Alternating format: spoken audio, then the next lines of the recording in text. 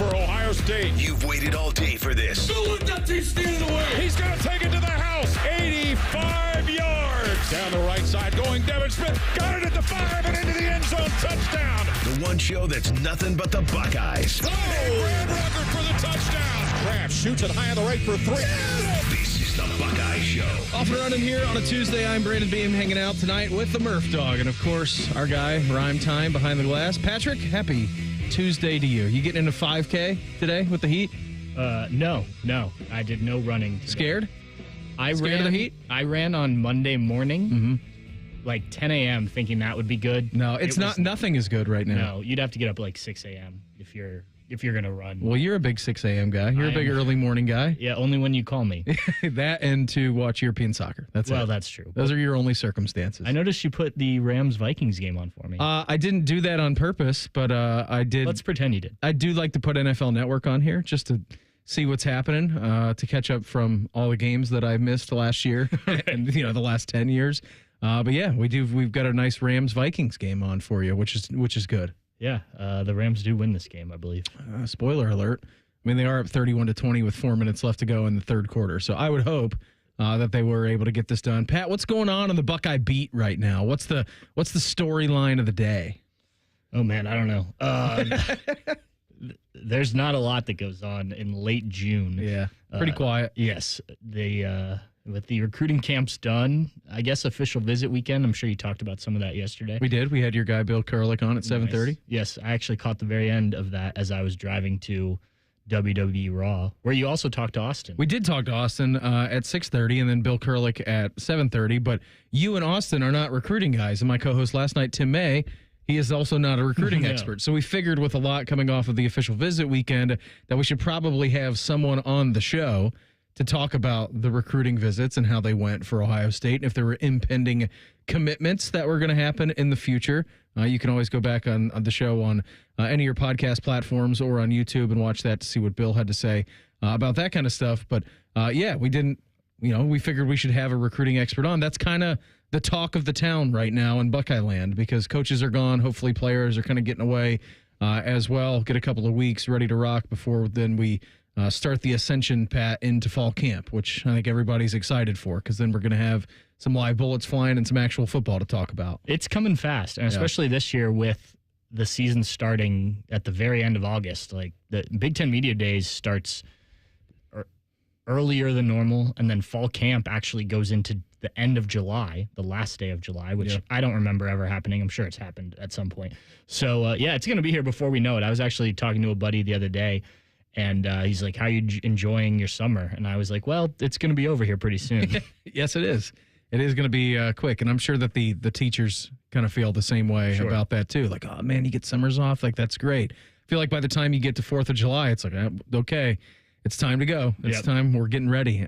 So we were talking about where we last left you last week about the Wisconsin and Miami lawsuit that was going on. And I was reading this by Andy Staples of On 3, and I think it was a really good breakdown for a very confusing topic. Again, I'm not a legal expert. I know that your mom is a lawyer, Pat, so like we could call her up and talk to her. Very different type of law, but we could give it a shot. And I just kind of wanted to explain this to everybody, what's at stake for the Miami-Wisconsin lawsuit settlement. So Wisconsin's lawsuit against Miami over the transfer of cornerback Xavier Lucas hinges on one of the most basic tenets of civil law. Tortious interference is what it's called. Obviously. Cases get, yes, right. I mean, who doesn't know that? They get filed across the country every day. When someone accuses an entity of tortious interference, they're saying that the entity intentionally caused someone to break a valid contract. That's what Wisconsin has accused of Miami doing with Lucas. It said if there was a simple tortious interference case, it might be easier to handicap. If the case does move forward, it will have a huge impact on player movement. So this is the stakes part of the article and kind of what's at stake for the future of college athletics with this monumental case. So a win for Wisconsin or a monetary settlement from Miami.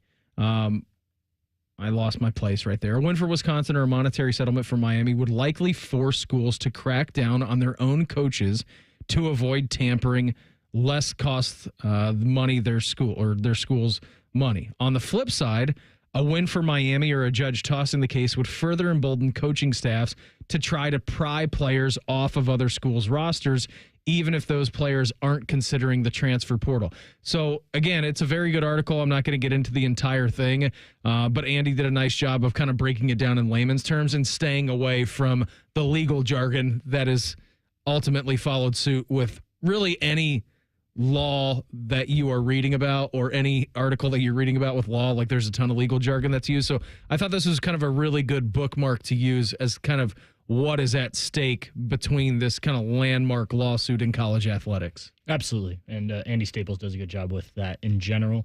But like the verdict is still the same, right? Like if it ends up being a situation of, okay, schools have to crack down on tampering, is that actually going to happen, or are they going to find better ways to do it? As we talked about, don't just slide in the DMs, okay? Yeah, well, and like we talked about it with when this first broke, like there are ways to do, you can reach out to back channel people. Everyone has agents nowadays, college players, even high school players, if you're a big enough name. So there are ways to go around it, as we talked about with the NFL having the legal tampering period. That came because people were doing this, right? Yes. And so college athletics is just going to have to figure out a way to deal with this, whether it is strictly enforcing it, which I think is going to be difficult because not everything will be, even as, I won't say this is cut and dry, but it does seem more out there than another case, unless everyone's starting to sign these contracts. I think you have to decide how you want to handle this, and this is a tricky situation because you don't need, and we can even use it in Ohio State. Say there is a player out there that Ohio State is interested in. Yeah. Use, I don't know. Use Dylan Thieneman, right? He went to Oregon. Right. Okay. Just use him, for example. Guy who Ohio State was interested in, coming out of the transfer portal, out of Purdue, and then he ultimately goes to Oregon. But you were interested in him as well. You could use any guy that Ohio State got out of the transfer portal. Another Purdue guy? Let's go with Max Clare. Yeah. Just use Max Clare as an example of this. Right. So if Max Clare knows ahead of time that Ohio State wants him, that is certainly going to entice Max Clare to get in the portal, unless he just loves Purdue, which is great if you're a Buckeye fan, as most of the people listening to this, I imagine, are. But just from the fairness of college sports, you don't want that happening across the board. And it can happen the other way around, right? Sure. Like a kid at Ohio State, say Carnell Tate, a guy who there were a lot of rumors about, right? Yeah. At the end of last season.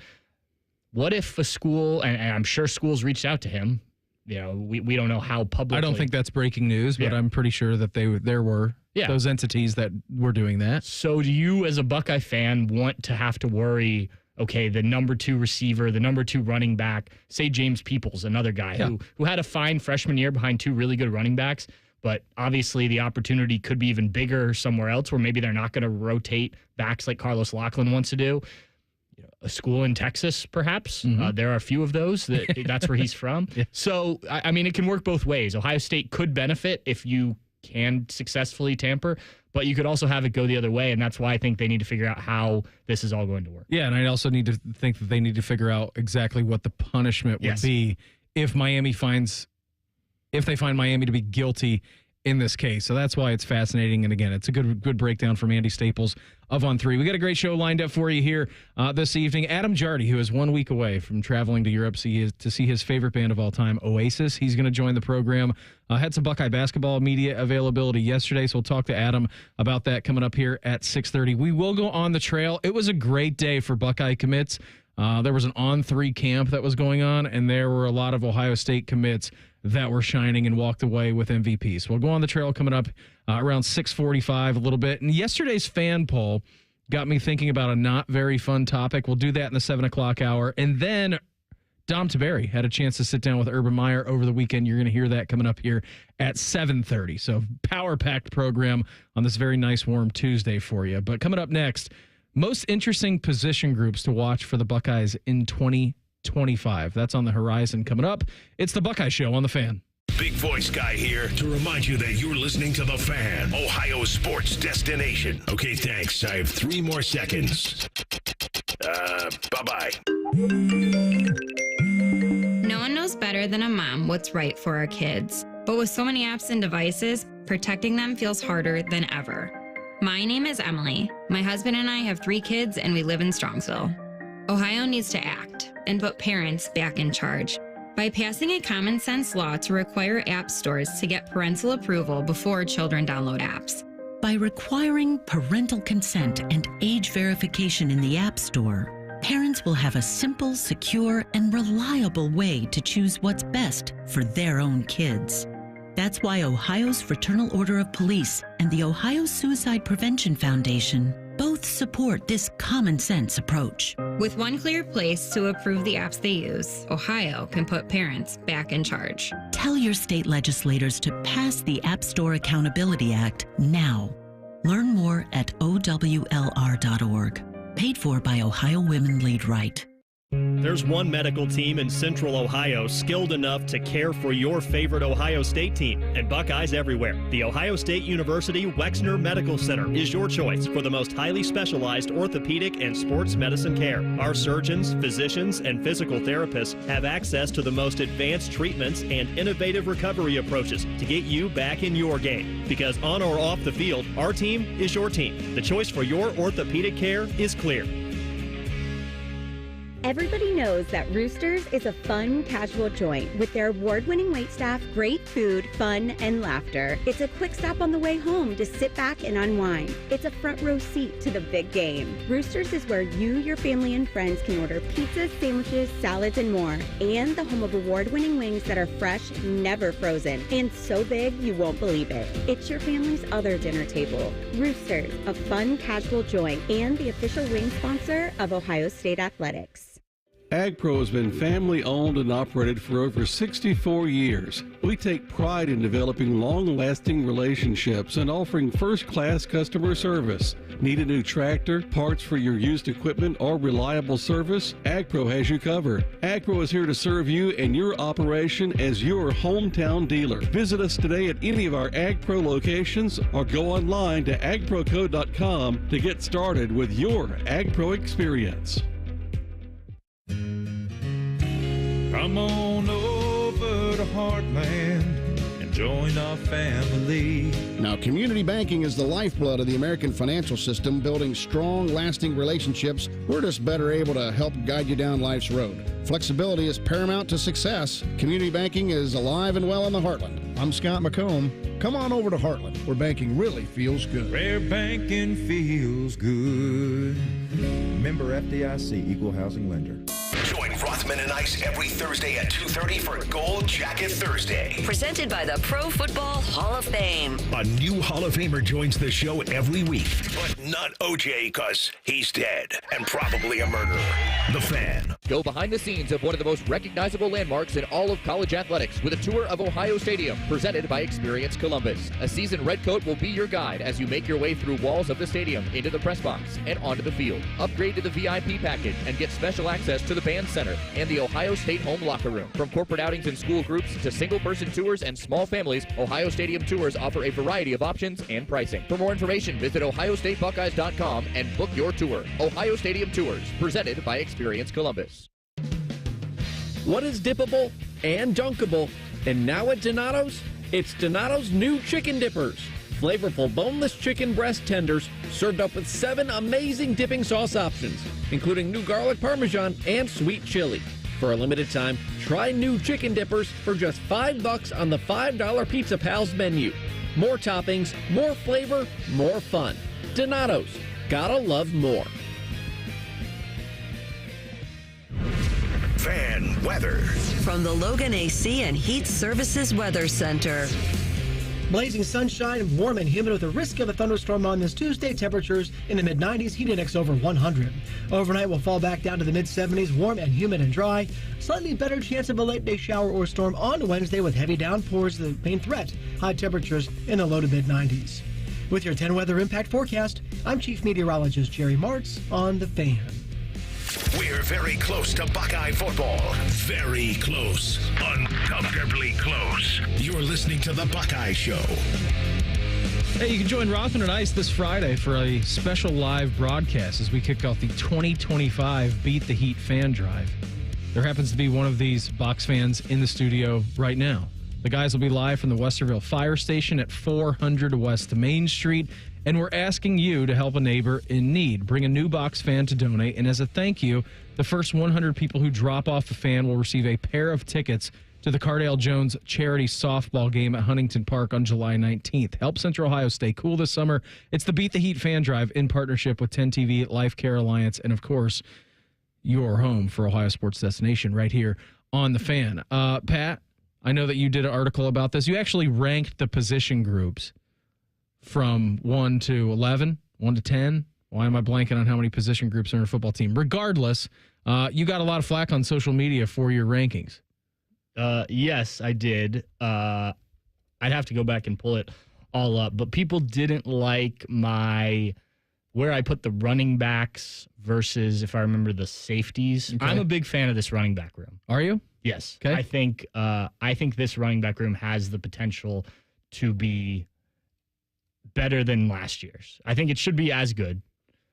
I think that James Peoples and C.J. Donaldson, while different than the pairing of Quinshon Judkins and Travion Henderson, could be the best tandem in the country. And then I think you have a guy like Bo Jackson, assuming he can. It's pretty lofty expectations, Pat, because both of those guys last year went for over 1,000 yards. But and it culminated with a national championship. C.J. Donaldson last year, sharing the backfield at West Virginia. Mm-hmm. West Virginia, I don't think has quite the tools that Ohio State does. Not the last time I checked. Yep.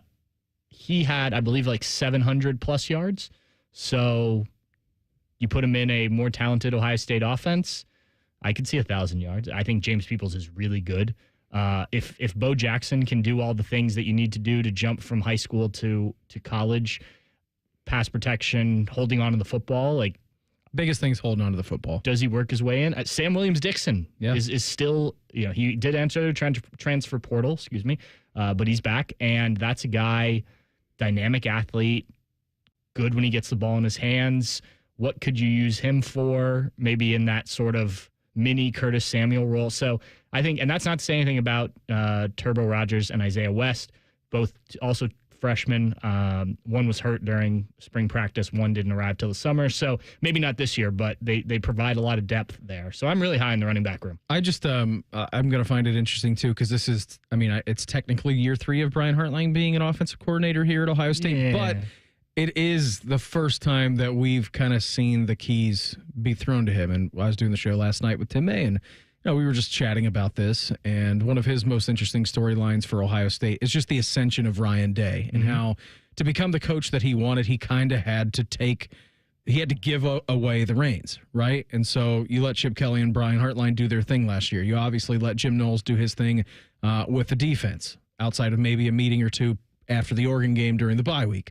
And so now with Brian Hartline running this offense, and I tend to think it's going to be maybe a little bit more skewed towards the passing game, but I also have to remind myself that you're going to have a first-time quarterback here at Ohio State. So if you can alleviate some of those pressures off of your young quarterback by running the football, I just think that there are a lot of questions about this team with maybe what is going to be the percentage. Is it going to be 50-50? Is it going to be 55-45? Are we going to see a 60-40? I mean, the Dwayne Haskins year, it was 70-30, like they said, all right, well, obviously can't run the ball to the effectiveness that we want. We need to air this sucker out. So I think that you make a lot of good points there. I just don't know exactly how this offense is going to look. We knew what Chip Kelly brought to the table. That was a guy who liked to pound the rock. And Ohio State, they did pound the rock last year. I'm just asking myself, all right, when it comes to an identity for Brian Hartline being a year 3, but year 1 play caller,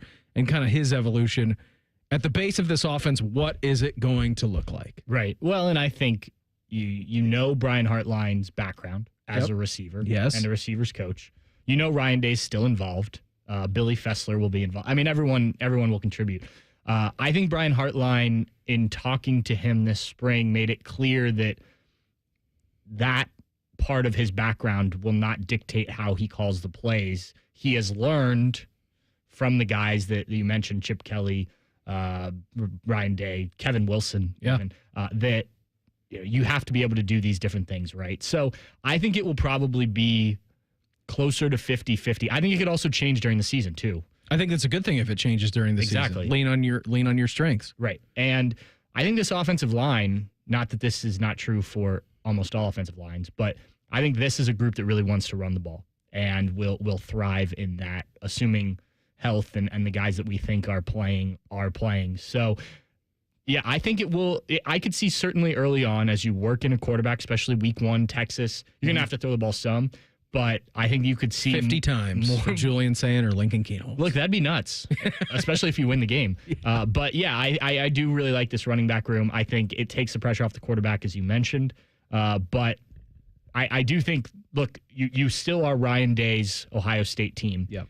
They're going to throw the ball, and the quarterback has to be able to do that. I'm just I'm wondering, too, in your line of thinking for ideology and just pure interest on this football team, to you, who else stands out for these position rooms? Like, when you get to day 1 of camp and you get to week number 1 of the camp and you're out there with your pad of paper and your pen and you're writing your notes down, what are your eyes naturally going to be going to? Is it going to be the quarterback? Because if it's going to be the quarterback, then I think that everybody would be okay with that answer, because we do have a pretty large quarterback competition going on here. So, I mean, is that the answer for you? Are you going to be locked in to see what Julian Sayin, what Lincoln Keenholz, what Tavian St. Clair look like day 1 of camp compared to what they might look like 2.5 weeks later? I think that's definitely the first thing, but it's not the only thing. I mean, look, the quarterback position is always, even if there was a returning starter, say Will Howard had another year, we'd still be looking at it because we talk quarterbacks more than probably anything else. But I do think, the defense, the defensive line specifically, the secondary, I am confident in the cornerbacks in terms of just the talent. How is it looking? Is Davison Igbinosun getting over some of those grabs that have caused him issues? Yep, got to get past that. Right. Jermaine Matthews, we know how talented he is. We saw it the second half of last year especially. But this is a different role. You're going to be a full-time starter now. Okay, how's that looking? Who is it? Lorenzo Styles Jr. in the slot, the nickel, or are other guys still working there like we saw in the spring? There was a lot of rotation at that position. So I think the secondary is still interesting. Really, this whole team, just because of how much you did lose, I think you could point to any position and say, maybe not the X receiver, because Jeremiah Smith is Jeremiah Smith. Yes. But still, at receiver, okay, Carnell Tate, can he build on last season? What does it look like with a guy that isn't a Emeka Egbuka playing the slot at tight end? How do you incorporate a Max Clair, as we were talking about earlier? So, does the offensive line come together the way it looked like it was in the spring? So I think we'll be all over. You need 12 eyes to see everything at the first day of fall camp. Yeah, you do. It's going to be great. We're a little over a month away before that gets rolling here. One position group I'm interested in, you just mentioned it right there. It's the tight ends, because I feel like forever we've done this song and dance. Is it the year of the tight end? Is a tight end going to come out and have 600 receiving yards and 10 touchdowns? I'm like, I don't know if that's going to be the case, because let's be honest here. Let's get the elephant out of the room. You do have Jeremiah Smith. You do have Carnell Tate. You do have Brandon Ennis and Mylan Graham and maybe a Quincy Porter Jr. somewhere in there, and a loaded wide receiver room. So, if this is going to be the year for that, I'm not exactly sure. But you want to talk about a loaded room. That's as loaded, and Keenan Bailey has done a fantastic job with that tight end room since he got here to Ohio State. And I'm looking at that and be like, man, you could run a lot of different personnel sets. 13 personnel, you could go 12 personnel, all kinds of different stuff where you could line up tight ends and some unique and some exotic looks. And what are you going to do with that? And is it going to be eye candy for the majority of the time, or are we actually going to see it be pragmatic in effect where you are slinging the ball? Because listen, a 30-yard out route, not a 30-yard out route, but a 30-yard pass for, whether it's Lincoln Keenholz or Julian Sayin, maybe that's not exactly what you want to do to ease a quarterback into your system. And a nice way that you could see a quarterback maybe gain some confidence early on is to throw some outlet passes and some safety valve passes to tight ends. And I think that this room is very equipped to be able to do that and to get a quarterback their confidence in the first month or so of the season. I have a group text that I'm in with 2 other guys that are both huge Buckeye fans. And anytime I write a tight end related story, I get a text like, is this the year of the tight end? And one conversation we had once was like, what does that mean for Ohio State? I don't know. It's a good question. What's the parameters? Yeah, statistically, it's probably not going to look like it looks at other places because of what you mentioned with the talent at receiver. Not going to have a Harold Fannin year from Bowling Green. Right. Maybe Max Clair has this big year this year just because he will have single coverage and whatnot. But like, I still don't think he's necessarily going to lead the country in tight end receptions, receiving yards, all that. But that doesn't mean you can't be a really good tight end. And we've seen that with guys, and that's why they're drafted and whatnot. Let's not forget, though, the first play against Oregon in the Rose Bowl. G. Scott. 30 yards to G. Scott. Beautiful play design, too. Obviously different, Brian Hartline instead of Brian Kelly. But look, when they've got guys, they will use them. Yeah. And I think that if Max Clare shows, hey, give me the ball and good things happen, they'll give him the ball and good things will happen. If I ask you the most confident that you're in for a position group, is it wide receivers? Simple as that? Yes. Yeah. Okay. Yeah. By the way, we need an addendum because we were doing the show on Friday and the NCAA, the new college football game, the ratings were leaked. And Caleb Downs was a 97 and Jeremiah Smith was a 98. I'm happy to report today that was wrong. The actual ratings came out. Jeremiah Smith, 99 overall on the game. First one ever since last year when the new game came out. In the new iteration. Which I thought was funny. I saw that a lot on social media today. It's like, he's the first one in the new version of the game, which has happened exactly one time. Which has happened twice now. Now, to be fair, the guy who was 98 overall last year and the best player in the game when it was released did win the Heisman Trophy and a bunch of other awards in Travis Howard. So could bode well for Jeremiah. I think it could. I think we might be looking at a Jeremiah Heisman run coming in here. So, 99 overall rating for Jeremiah Smith in the new college football game. I don't know what the difference between a 98 and a 99 looks like in the game. I guess we're just going to have to find out when we play it upon its release date. Adam Jardy, the Columbus Dispatch, he's going to join the program. We'll talk some summer hoops with him coming up in 2 minutes. It's the Buckeye Show on The Fan. Boating season is finally here, and Buckeye Lake Marina is your go-to destination for all your on-the-water needs. With the largest inventory in Central Ohio, you can choose from top brands like Bennington, South Bay, Crown Line, and more. Buckeye Lake Marina has it all. Pontoon boats, luxury tri-toon boats, even merch. Open 7 days a week to serve you better. Find your next dream boat at Buckeye Lake Marina. Visit BuckeyeLakeMarina.com today for all your on-the-water needs. The good life, the lake life, starts at Buckeye Lake Marina.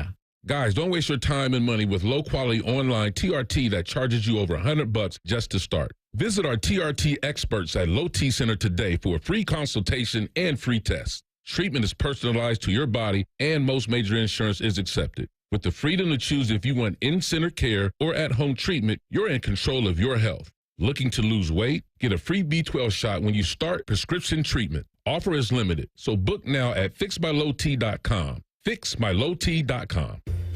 At Kroger, an annual Boost membership is better than ever. Save up to $1,100 each year on gas, groceries, delivery fees, and streaming options. With double fuel points, unlimited free delivery, and exclusive savings for members, there's so much to love about Boost. Sign up for a Boost membership today. Kroger, fresh for everyone. Restrictions apply. See site for details. The future of recycling is now at Rumpke Waste and Recycling. The recycling leader has opened North America's largest, most technologically advanced recycling center right here in Central Ohio. This one-of-a-kind facility features interactive displays, educational opportunities, and the ability to process over 60 tons of recycled material per hour. Rumpke is committed to recycling and sustainability efforts, and for more than 90 years, Rumpke has worked to make sure the items you place in your recycling bin get used again. Visit Rumpke.com to learn how you can team with Rumpke to put less trash in our landfills and more of it to good use. The Buckeye Show is sponsored by CareSource, proud to be your home for Ohio State Athletics. The Fan, Ohio sports destination. Someone out there probably thinks we spend too much time talking about the Buckeyes. Please tell someone that they're stupid. You're listening to the Buckeye Show. Got Pat Murphy hanging out with us here on a sultry Tuesday. As we head up to the Bryant Heating and Cooling Systems Fan Guest Hotline, check with our guy. He is at the Columbus Dispatch. He is Adam Jardy. Adam, are you escaping the heat wave? Pat told me you're in New York. What are you over there for? I was in Cooperstown this weekend. I took my oldest son and his best friend and a friend of mine. We went to Cooperstown and checked out the Baseball Hall of Fame, but I'm actually about to help coach a baseball practice, so I'm not escaping the heat whatsoever. You guys are just right in the thralls of it. Are we trying to get you ready for the Welsh weather that you're going to face next week for the Oasis concert? 10 days, man. 10 days. Can you believe it? I cannot believe it. It seems surreal when we called you a few months ago and you had procured tickets. Was it actually last summer, Adam, we talked about this, and now you were almost single-digit days away from accomplishing one of your lifelong dreams?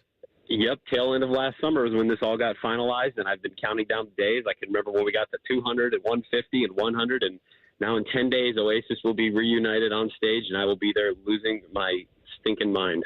What does Adam Jardy losing his stinking mind look like for you? Just paint that picture for me. I mean, it's probably just going to be straight tears and just screaming at the top of my lungs, especially if they come out to the song that I hope they come out to. I just there's no coming back from that for me. I don't know what life looks like on the other side of that journey, but I'm excited to find out. It's like Ghostbusters, like when they cross the streams and they say "see you on the other side." That's what it's going to be like for you. Well, you do have exactly to come. You do have to come back because you are taking your son as well, right? Correct. Yeah, that's not to Wales. Exactly. Yeah, we'll see them in Jersey at the end of August. So yes, there will still be reasons to go on even after this concert. Adam, we had some Buckeye media availability yesterday over at the Shot, and I saw it was Bruce Thornton, it was John Mobley Jr., and it was Devin Royal. Just to you, the most interesting storyline to come out of getting able to talk to those guys here in the midsummer. I mean, I was interested to just hear some thoughts as to why guys wanted to come back. I mean, I think we all kind of assumed that on the roster last year, those three were maybe the most likely to come back just based on their time at Ohio State, their ties to Ohio State. But you never really know anymore in these situations. And so I was interested to hear from each of them why they decided to stay at Ohio State and why that was important to them. And then really, aside from that, I think probably the biggest question about this team and whether they will get where they want to get this year is, can Devin Royal play the three? Like that is such a big swinging point for me when I look at this roster. And so I was excited to talk to him a little bit and get some early thoughts from him on how that transition's going, because I think that's his ability to play there will be critical for this team to get where it wants to go. Do you think when you're talking about Devin making that move, it's more on the offensive side or defensive side that'll be the bigger challenge for him? You know, that's a great question, Pat. I know when I asked Jake Diebler about it last week, he talked about his offense and why they think his offensive game will translate fine. And then he went into the defense. He said, that's going to be an adjustment. He has to work on his foot speed, and he's got to be able to guard smaller guys and, really kind of hit on that side of the ball more than I maybe expected. And so, I certainly, have some questions about how he's going to defend there. But, like, the thing that I keep coming back to is his three-point shooting went up as the year went on, and that would bode well for being more on the perimeter. But he was so effective around the rim. I mean, he was their best post scorer. He was their best rim, guy, or best threat at the rim. And I just worry a little bit about playing him more on the perimeter if that takes away from those things that can make him elite. But I think the hope is that there's enough other depth there, other guys that can score at the rim, that won't have to do that quite as much. Who are those guys, Adam? And then adding depth, because it has been kind of a wild offseason for this Ohio State basketball team. Who are you talking about in that capacity in the front court? Yeah, I want to see it'll be Brandon Knoll and Christoph Tilley. Those will be the two primary weapons down there as far as, like, established college guys, because they're both going to play a ton of minutes, and they've both played a ton of minutes in college. But, like, every person that I talked to also was very quick to point out, like, don't count out Amari Bynum. Like, I know he's just a freshman, and these days freshmen don't often have the impacts that maybe we would have expected a couple of years ago. But, like, every bit of intel that I get on Amari Bynum is, like, the dude's going to be a star. He's going to be an impact guy right away. So he certainly is right there in that mix, and I think will shoulder a role when it comes to all that production as well. More hype coming into a season, what we saw out of Bryce Sensabaugh a couple of years ago, or the Amari Bynum hype train? Because I feel like we got to like a Kingdom Summer League where Bryce dropped like 40 points in a game, and at that point, Adam, the hype train had like officially left the station on what we were in store for Bryce's freshman year. Yeah, the Bryce hype train, honestly, is probably unlike any other freshman one that I've seen in a good while. They've had some really good freshmen some of these years here. So I'm going to stick with that one. And, I mean, being in that gym that day when Bryce, if memory serves, I think he might have had 50. It was 40 or 50. It was a lot. Malachi Branham did it too, going into his freshman year. And so it was like you kind of knew if you're capable of putting on that kind of performance there, that there's a chance this guy could be pretty good. And Bryce certainly lived up to that. You're talking about some of the transfers. Gabe Cupps, I think, is a guy who maybe we haven't talked about enough this offseason, given Jake Diebler talking about getting Bruce some more rest and getting him off the ball. Obviously, fans will know him a little bit from Indiana, but what does he bring and how can he help this team in the ways Jake was talking about? Well, I think, you and I both being there at interviews and hearing Jake talk about basketball IQ and talking about, like, this team having more toughness and more grit and those kinds of things that he really prioritizes. Like, Gabe Cupps, I think, really fits into that overall picture. I think he's a guy that, I don't know what at the end of the year his, like, statistical production is going to look like. I mean, he's going to be a key rotation guy, and he's going to be a guy that I think is going to be out there, certainly giving Bruce a break and certainly helping direct things. But I just think he's going to be very important to this team's DNA. And, some of the things that you start to learn about him, the more you dig in, where, like, he's famous for organizing, like, super early morning workouts. And that when he was on his official visit during the spring at the same time as Brandon Knoll and Christoph Tilley, and they were all committed, but he organized a workout for those guys before they even, like, did all their stuff, like 6 a.m. on a visit. Hey, let's get in the gym, get some shots up, get some work together. So I think all that stuff that, like, when we really kind of try to break down, like, overall, why did Ohio State miss the tournament last year? What was this team lacking? There was certainly some connectivity that wasn't necessarily there throughout the roster. There were some issues with ball movement. And you wondered at some times about maybe the buy-in from some of the guys. And I think with a guy like Gabe, like, he answers all of those questions. And then you start to see, okay, well, what does his offensive game look like? And, what does his production look like?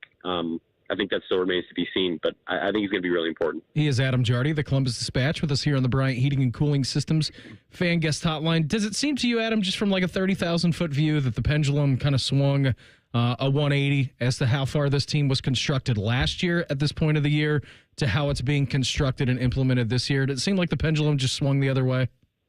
Yeah, it did. And I think that started with, like, bringing back guys who you can rely on, like, at a high level, like bringing back 3 of them. I mean, there were individual games last season where either Bruce, Devin, or Junie, like, essentially would win the game or would come up with a big bucket or were carrying the offense at stretches. And so to bring, like, all 3 of those guys back and to know what you can get from them and also have a pretty good idea of what you're going to get from your transfers, because they've been in college basketball for, in Brandon Knoll's case, this will be his 6th year. He took 2 redshirt years and then he gets the COVID year. So, like, you have guys with a proven proven body of work. And as opposed to last season where you had so much, like, who can do what, maybe this guy can develop and grow, and you don't have to do that with these guys. You have a much better feel for where their strengths are and where they are. And so I think retaining guys that they did and also bringing in experienced transfers, I think that makes it look very different than what they did last year. In that vein, do you feel at this point more confident about what this team's season will be as if you look back to exactly a year ago? I think so. Mm-hmm. I think the one thing that, like, we don't know at the moment, because there is like, Tayson Chapman is going to be an important guy. He's coming off an injury. Colin White didn't have much of an offseason at this point because he had a surgery on his leg after the high ankle sprain lingered all year. Josh Ojenwuna, and I'm still working on his pronunciation, but the Baylor transfer, like him, I'm not sure when he's going to be fully healthy and if we see him at all this year. And if he is, then, like, that's a huge addition.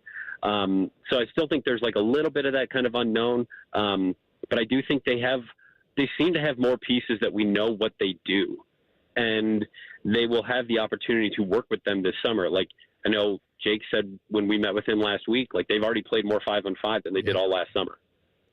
Like, that matters. That matters. So, I think, I would have to say I'm probably in a slightly better place when I imagine what the season would look like than a year ago, because I just feel like we know a little bit more. And you were the first person to ask that question, Adam, like, right out of the gates during Jake Diebler's media availability. And the fact that he even, like, said that and acknowledged it, I'm like, whoa, like, that seems like a pretty big deal. Like, you're only a couple of weeks into the summer period where you can get some work in, but having – we say it all the time. The best ability is availability, and if they have more guys than not, then you're in a good spot for this year. What do you got in the practice sheet tonight? Are you throwing out, like, 90-mile-an-hour heaters at these kids, or what's your practice sheet looking like? That'd be a heck of a time for me to bust out a fastball. Never known for the heat, but no, we're just going to put them through some paces. We got a tournament game on Thursday, so it's winner go home season. So just getting these kids in the right mindset, hoping the Rockies can put together a nice little run here. Buddy, always appreciate the time. Thanks for hopping on with us. Try to stay as cool as you possibly can here over these next couple of days. And I don't know if I've ever said this to anyone on air. Have the time of your life next week. I know you're anticipating it. I hope you have literally the best time any human being has ever had on the face of the earth, all right? I appreciate it, guys. Thanks so much. There you go. It's our guy, Adam Jardy of the Columbus Dispatch, with us here on the Bryant Heating and Cooling Systems fan guest hotline. Buckeye fans are losing their minds over one Buckeye commit today. We're going to tell you as we go on the trail next. It's the Buckeye Show on the Fan.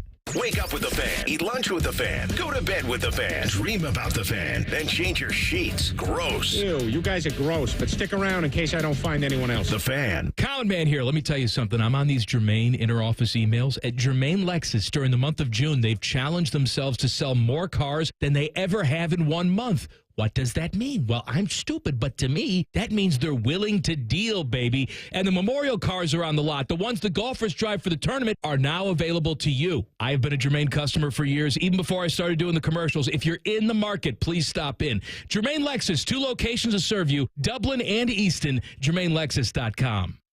Going up. Prices keep going up these days. It feels like being on an elevator that only goes up. Going up. But not at Metro. We're pushing the down button. Going down.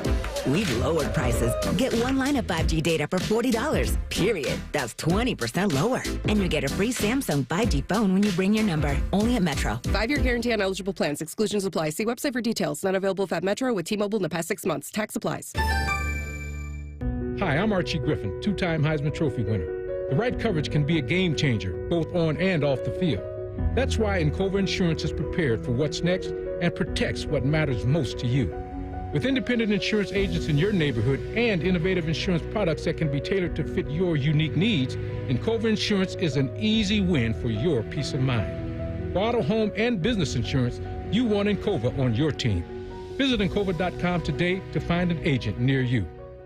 For over 30 years, Schumacher Homes has been building affordable custom homes throughout the Buckeye State. Experience true customization on your land, your way, without any compromises. Come visit any of our 9 Ohio model home and design studio locations to see the latest in design trends and learn about our award-winning building process, or start online at SchumacherHomes.com. You'll be surprised how affordable a custom home will be. Schumacher Homes, proud home building sponsor of Ohio State Athletics.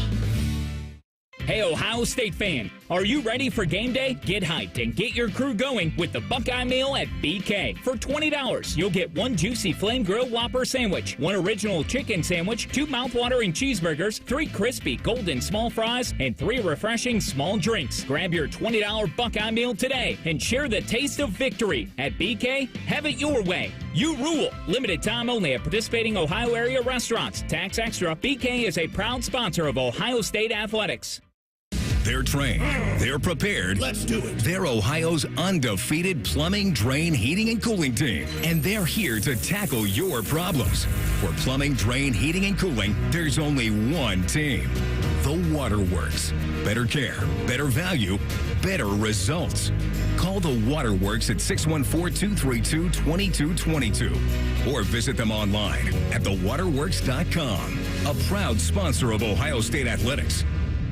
T-Bone and Tybus. I'm trunk heavy. That's kind of what I am doing. You hold all your weight in your legs. Yeah, look at me. I mean, it's all everywhere, but bottom half, I'm thick. I'm a thick bottom. T-Bone and Tybus Mornings on the Fan is sponsored by Awaken 180 Weight Loss. Coors Light presents To Chill or Not to Chill. When your friend skips your favorite song on the playlist. End the friendship.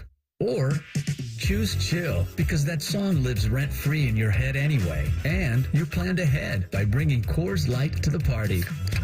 And the sound of that ice-cold can cracking open was music to your ears already. Coors Light. Choose chill. Celebrate responsibly. 2024 Coors Brewing Company, Golden, Colorado. Road trip! This summer at Tire Discounters, your tires are your passport to savings because you're driving to Paris, Texas, then it's off to Rome, Georgia, and you'll be kissing the Blarney Stone in Dublin, Ohio. Right now, save up to $494 when you buy 4 tires, and that includes a free alignment and oil change. Stop at Tire Discounters before you see the world. Want to know anything about the Fans contest, how to win, or what's up for grabs? Check out 971thefan.com. The Fan, Ohio sports destination. We here at The Fan believe there's no such thing as too much Ohio State coverage. You're locked into the Buckeye Show. We're here on the Buckeye Show, brought to you by our great friends over at Coors Light. When those mountains are blue, you know those suckers are as cold as the Rockies. Let's go on the trail. The best kind of power is star power. Let's go on the trail. So I've been monitoring my Twitter algorithm. Is just a lot of Ohio State recruiting stuff. Since we've been following this stuff for a long time, Pat, and official visits, I'm liking tweets out there, just like, hey, pull up my like, see what we got on the show. So my Twitter algorithm is just Ohio State fans freaking out one way or the other, either that this recruiting class is going to be awful or this recruiting class is going to be the best. And welcome to my life. Yeah, it's recruiting. That's what it is. It ebbs and it flows, and we have times where Ohio State gets really hot on the trail and you see a litany of commitments, and then there's times where it's like, hey, we need to wait a while before you get some. Traditionally, they're very good at recruiting, at least on the football field. I did see today from the Rivals 5-Star Challenge. All right? It's your guys, the Rivals 5-Star Challenge. And this is interesting because the top performers today, defensive line, Ohio State commit, Kerry Wilder, number 1 spot in the 5-Star Rivals Challenge. Number 2 spot for the top performers in this camp, offensive tackle commitment Sam Greer, also an Ohio State commit. I just saw Berm tweet about this. I was just going to bring this up. Yep, Berm said, these kinds of things don't really mean anything, but they also don't mean nothing. Right. So this is, I did watch the video of Sam Greer today, just out there mauling someone. So we got that to look forward to, which is nice. But yeah, I feel like we're kind of in our lose minds situation right now with Ohio State recruiting, either one way or the other.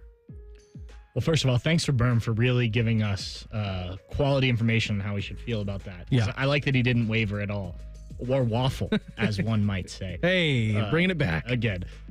Look, this is fun. This is why, part of the reason these kids do it. I mean, obviously they go and get better, but they get ranked. And look, as much as kids say they don't pay attention to rankings and things like that, they are very aware of where they are. And I think there is something to take from that.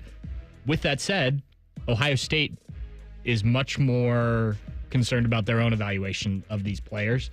And I think that is what really matters in terms of what they believe will work in the way that they want to play and how they want to do it.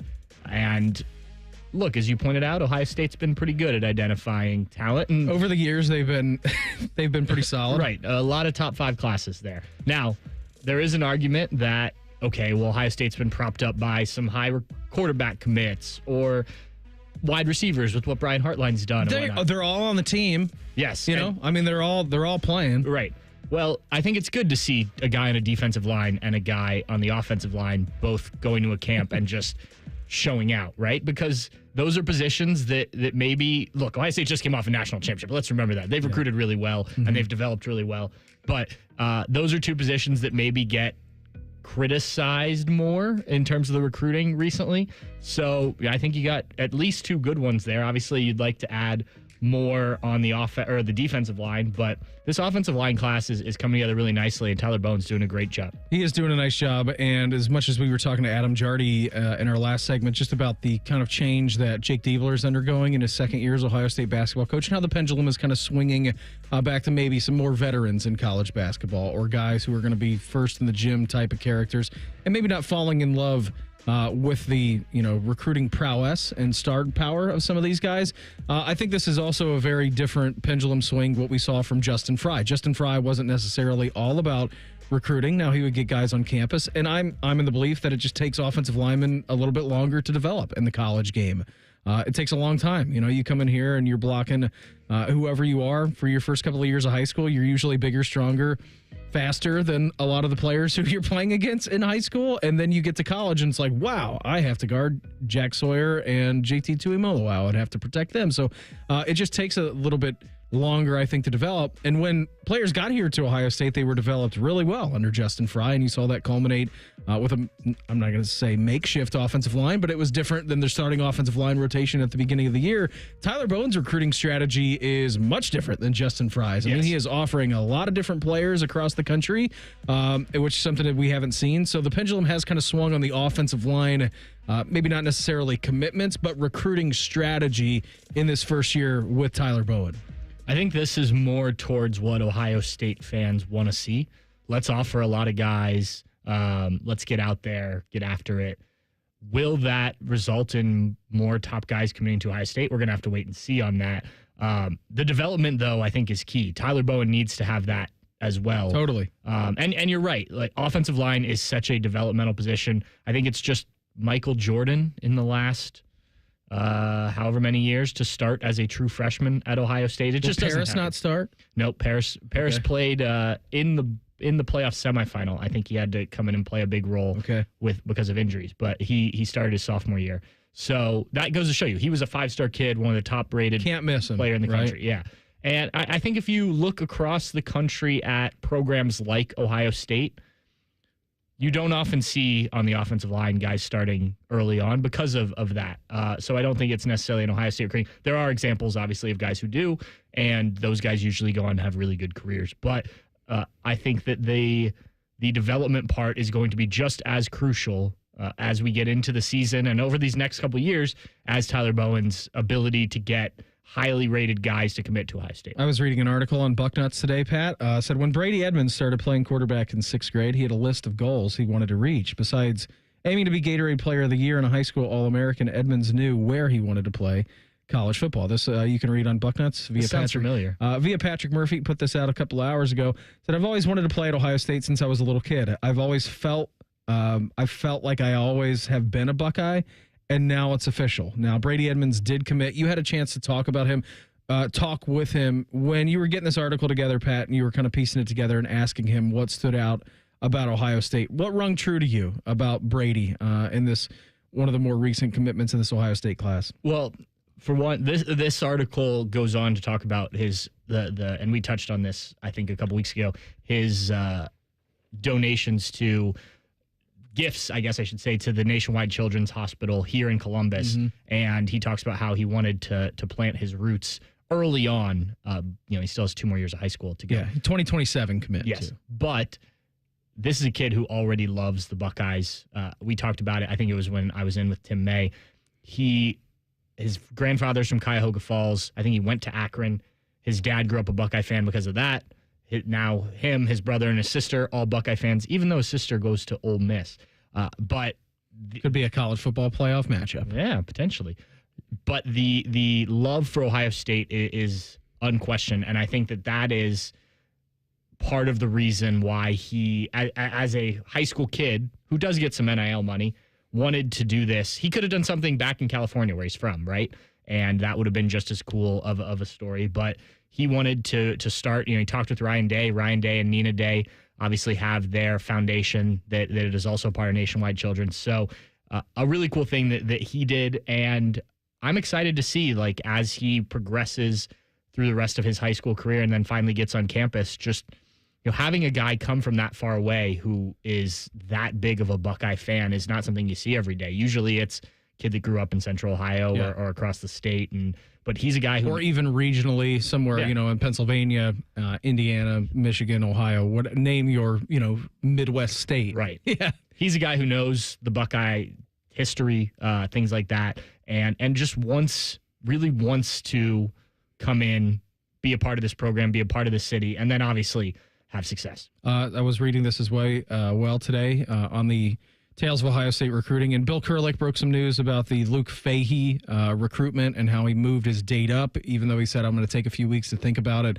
He does have a commitment date that was set, which was earlier than what Bill thought. Again, you can go and listen to that from last night. But I did see that Steve Wiltfong logged an expert prediction for Ohio State to land the 4-star quarterback commitment. That's another guy out of California, Pat. I believe out of Mission Viejo, California. Yes. And Tim May made like googly eyes at me when we were talking to Bill last night. He was like, watch the tape of this kid. And I turned some on last night during the show. And I mean, he's not the biggest guy in the world. I think his height and weight is 6 foot, 100 and something pounds. But boy, he could throw the football around the yard. So a prediction coming in from Steve Wiltfong, giving Ohio State a commitment there for 4-star quarterback Luke Fahey out of Mission Viejo.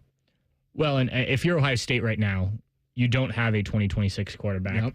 Your best bet is to find somebody like this. Almost like, it's not the same, but similar to a C.J. Stroud. Obviously, that was a class you already had a quarterback committed. C.J. Stroud just blossomed. But a guy who's not committed, your chances of flipping one of the top quarterbacks in the class at this point is pretty small. So can you find sort of a diamond in the rough type of guy? And it does seem that Luke has that type of potential. Not a guy who's completely under the radar, obviously, sure. A 4-star kid. And if Tim is aware of him, I'm sure a lot of other people are. Yeah. But if you want to fill that spot, which has been up in the air, the Buckeyes certainly could do way worse than a guy like this, who I think does have a lot of talent. Is the height the question that's held up some schools back? I think at this point you are willing to deal with that, especially with you do have Brady Edmonds coming in 2027. You are pursuing a second 2027 quarterback as we speak. So, not to say that this is taking a risk. I wouldn't want to put that on a kid. He's a talented player. Yeah. But I do think you don't necessarily, every class has to be the number 1, 2, 3 quarterback in the country. One former college football coach doesn't necessarily believe the Arch Manning hype. We'll get into that in the College Football Pulse next. It's the Buckeye Show on The Fan. If the sound of another man slammed against plexiglass turns you on, you've come to the right place. Proud to be your home for Jackets hockey. The Fan, Ohio sports destination. Men, the summer is here. Longer days, warmer nights, and romance in the air. Intimate dinners, walks on the beach, dancing in the moonlight. But if you have erectile dysfunction, you know it can ruin romance, both for you and the one you love. This is Jeff for Tri-State Men's Health. And if you have ED, don't let another summer go by without getting treated. Because intimacy is one of the greatest things in life, and fear of not being able to perform should not be something you have to deal with. At Tri-State Men's Health, we're ED experts. We've successfully treated tens of thousands of men. Our protocols work when others don't, and we have treatments that are effective in well over 90% of cases. You could even last up to an hour or more and perform like you haven't in years. And for a limited time, we're offering new patients a free first visit to help you get back to feeling like the man you're meant to be. This includes blood work, a medical consult, and if medically advised, a test dose. Call 800-900-9654 or go to tristatemenshealth.com. We have 2 convenient Columbus area locations in Hilliard and Westerville. Soy has been keeping secrets, and it's ready to share. Soybeans are among the most versatile agricultural products. They are used in creative ways you may have never realized to make products we all love and use every day. Ohio is leading the way, developing new uses for soybeans to support our changing world. Soy low-key slays, and I'm here for it. Learn more about soybeans at soysecrets.org. This ad brought to you by Ohio soybean farmers and their checkoff. Experience Buckeye Game Day like never before. Welcome to the 1922 Club, the most exclusive space inside Ohio Stadium, where luxury meets tradition in the heart of Buckeye Nation.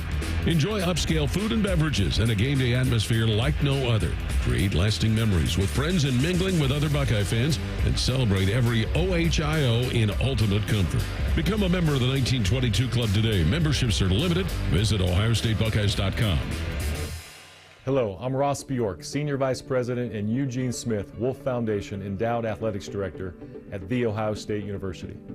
In partnership with AEP, Donato's, Kroger, The Ohio State University Wexner Medical Center, Huntington, and 10 TV, Ohio State Athletics strives to inspire the community to make a positive impact on children and families in our great state through the Buckeyes Care Initiative. Show and share your support in the community by using the hashtag BuckeyesCare.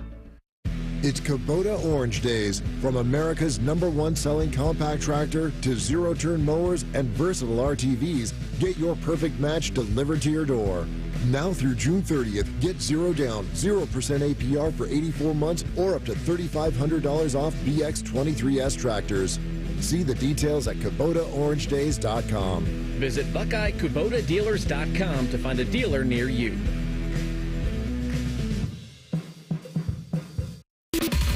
Broadcasting from the Lindsay Honda Studios. Honda makes the cars. Lindsay makes the difference. Visit lindsayhonda.com. WBNS-FM, HD1 Columbus. The Fan. The Fan. Sports Center. Good evening. I'm Jacob Reimer. It's a big night at Great American Ballpark for the Cincinnati Reds. They go for the series win over the New York Yankees after taking the series opener last night. And it's the Major League debut for Chase Burns on the mound for the Reds. He was the number 2 overall pick in last year's MLB draft. Carlos Rodon will throw for the Yankees. They get things started here at 7:10, and it'll be right after here on The Fan following the Buckeye Show. After an off night last night, the Guardians are back in action tonight hosting the Blue Jays. The return home isn't off to a great start. The Blue Jays played at 2 in the first for an early lead. They're now in the top of the second inning. And we have a trade in the NBA. The New Orleans Pelicans are sending C.J. McCollum, Kelly Olynyk, and a future second-round pick to the Washington Wizards. And in return, the Wizards are trading Jordan Poole, Sadiq Bey, and the 40th overall pick in this year's NBA draft to New Orleans. Breaking sports news when it happens on The Fan.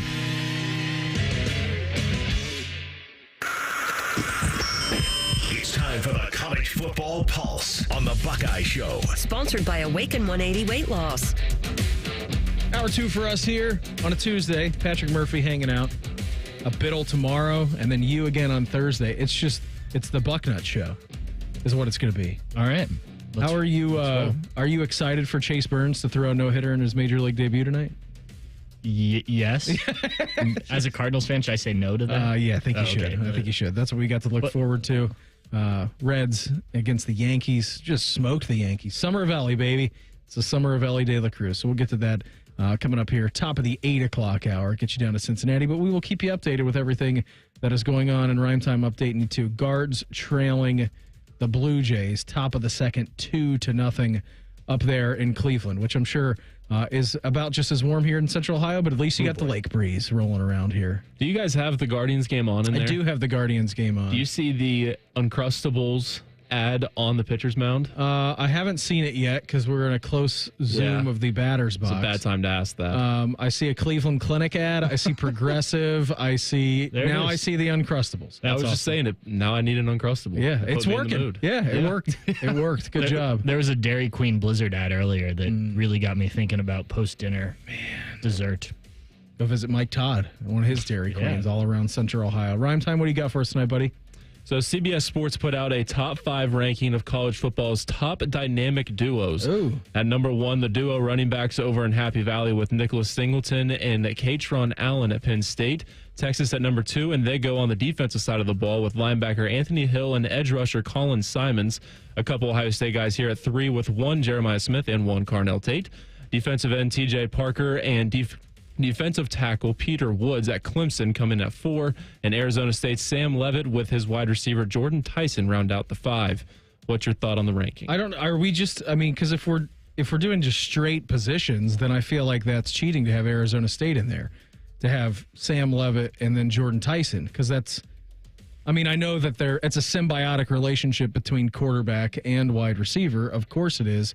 I have no problems with this. I would think that anything, including Jeremiah Smith, should probably be number 1, but I also understand why Singleton and Allen get the number 1 because they had a lot of production, and it was very big for Penn State to get them back for this coming year alongside with many of other returners to their team.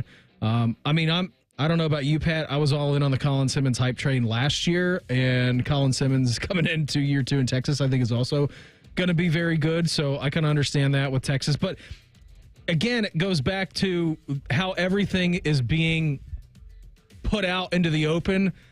Penn State and Texas, no matter where you look, whether we're talking duos, whether we're talking preseason hype, we're talking coaches on hot seats that need to get national championships. Like, it's James Franklin and it's Steve Sarkisian. It is Penn State and it's Texas, like, no matter where you look at. And it just kind of fits the bill for what we've been talking about the last month, that, like, these are the two teams with by far the most hype around the country. Is it real hype? I don't know. We'll do a story with Steve Spurrier here in a couple of minutes that will maybe combat some of that hype. But that's all it is. Like, we're just in a Penn State and a Texas groove right now around college football. If you're Ohio State, if you're Ryan Day, I'd put this up all over the Woody Hayes. Like, take down some of the national we heard about earlier in the offseason, some of the players wanting to take some of that down because they don't feel like they made a huge impact last season. So put up this stuff. All the rankings that have Texas and Penn State. Those are two teams Ohio State all plays. Pat Murphy's preseason preseason rankings. Those are two teams Ohio State plays. I don't know if you know that this year. I do know that, so actually. I would use both that as here motivation. as well. Correct. Both home games. I have no issue with Katron Allen and Nick Singleton being one. I would put Jeremiah Smith and Carnell Tate up to 2. Personally, I think Jeremiah Smith should have been the freshman of the year last year. Yeah, Colin Simmons won. And look, I get that Carnell Tate hasn't had a huge productive season yet, but I think you could pretty clearly see when the Buckeyes needed to use him how good he was. So that's just me personally. I also would maybe if the positions don't need to gel, why not Jeremiah Smith and Caleb Downs? That's exactly what I was going to say. Like, do they just, if they walk off the field together at the same time, that's a tandem, right? Yeah, it is a tandem. Put both of those guys back there for punt return. Then they could become a tandem, and then you could actually, you know what? Never mind. Caleb seems to handle that just fine. Like, Jeremiah, you don't need to return punts. You're good. At that point, just punt it out of bounds every single time. Yeah. Don't even give them an opportunity to run one back. Yeah, no thanks. What else you got for us, Rhyme Time? So another list here.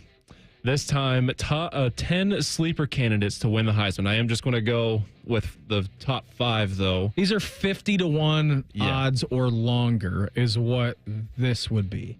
So the list starts with Jeremiah Love at Notre Dame, then Avery Johnson at Kansas State, Auburn's Jackson Arnold, Dylan Raiola is 4th, Demond Williams of Washington rounds out the top 5, but Ohio State's Caleb Downs comes in at 6, and he is 180 to 1. Yeah, 180 to 1. Do you guys think he could see himself? I mean, in New York. Depends on if he's going to take some spots at running back this year, right? I don't know necessarily how true that is, or if JT Tuimoloau is ever going to play basketball for Ohio State. I don't know. We can argue until you're blue in the face which one was more egregious. But again, going back to this, so Nick Singleton is at 301 odds to win the Heisman. He's going to be one of the most dynamic tandems in college football. Why are his Heisman odds not higher? Because he's in a tandem. Is that why? I imagine so. Yeah. I think, look, honestly, I think if you had at Penn State just one of those backs and like a talented but not as good backup, maybe that run game is a bit more successful. And it's been good, don't get me wrong. Mm-hmm. But I think that, it's like not to compare necessarily J.K. Dobbins and Mike Weber, because I don't think that's an apt comparison, but like, we didn't get full J.K. Dobbins that year because he was splitting splitting snaps with Mike Weber. But Caleb Downs, in terms of Heisman odds, like, I'd be interested, even if he just plays defense, which we're expecting him to do. Right? Are you taking him out of the return game, like totally? I think it depends on what else you got. Right? Okay. If they talk so much about wanting to get this special teams thing back on track, and it was better last year, no doubt about it. But if you really want to do that, put your best guys back there. Like, I know you're worried about injuries. I get it. Every year when we go out to practice and we see, it was the biggest one was 2 years ago, Marvin Harrison Jr. back there. It's like, okay, guys, he's not actually going to return punts. It gives him something to do during that period. But a guy like Caleb Downs, who wants to do it, has proven both at Alabama and Ohio State that he can be successful. I think you use him. Maybe you don't use him every time. Like, that's what we saw last year, right? They kind of pick their moments to put him back there. Was it Brandon Innes who was out there as well for the majority of the season? Yes, they had him. They had a few guys. And look, you're Ohio State. You should have a few guys that could return. But I like this list. We talked about Dylan Raiola last week. If Nebraska gets going like we were talking about, like, he could certainly be in that conversation. But yeah, Caleb's an interesting one. It's tough as a defensive player, as you mentioned. Yeah, it is, especially too. I mean, we did see it happen last year for sure. But you also look at Travis Hunter, who won the Blitnikoff Award and had a really good offensive output as well. Let me ask you this quick fire off the hip here. More confident in scoring a return touchdown, either kickoff or punt return, Caleb Downs or Brandon Innes? Because Ryan Day all last year was like right on the edge of saying that Brandon Innes was going to get one all year, and then it happened to be Caleb in that Indiana game that actually did get it. So who are you more confident in that can score 6 off a return, kick or punt, Caleb or Brandon? Caleb, I saw it happen. Yeah, okay, that makes sense. In college, because they both done it in high school. All right, it's not a college football pulse without an Arch Manning story, Reimer. What do you have for us on the Arch Manning front tonight? So more names in college football want people to cool it on the Arch Manning hype. This time, former national championship winning coach Steve Spurrier. He said on his podcast, people picking Texas to win the SEC in football. They've got Arch Manning already winning the Heisman too. And my question is, if he was this good, how come that they let Quinn Ewers play all the time last year? I think it's a very fair point out of Steve Spurrier, the old ball coach. I think it's a very fair point from him. And again, I keep going back to this. We are going to find out. Got a lot of questions heading into the season about what Texas is. We have a lot of questions about what Ohio State is and what Matt Patricia is going to bring into year number one of his tenure as defensive coordinator from Ohio State. It will not be a finished product. Both Ohio State and Texas will look markedly different in November and December than what they do in the final weekend of August for this football year. But we will find out what Arch Manning is about. You saw him in spot time last year.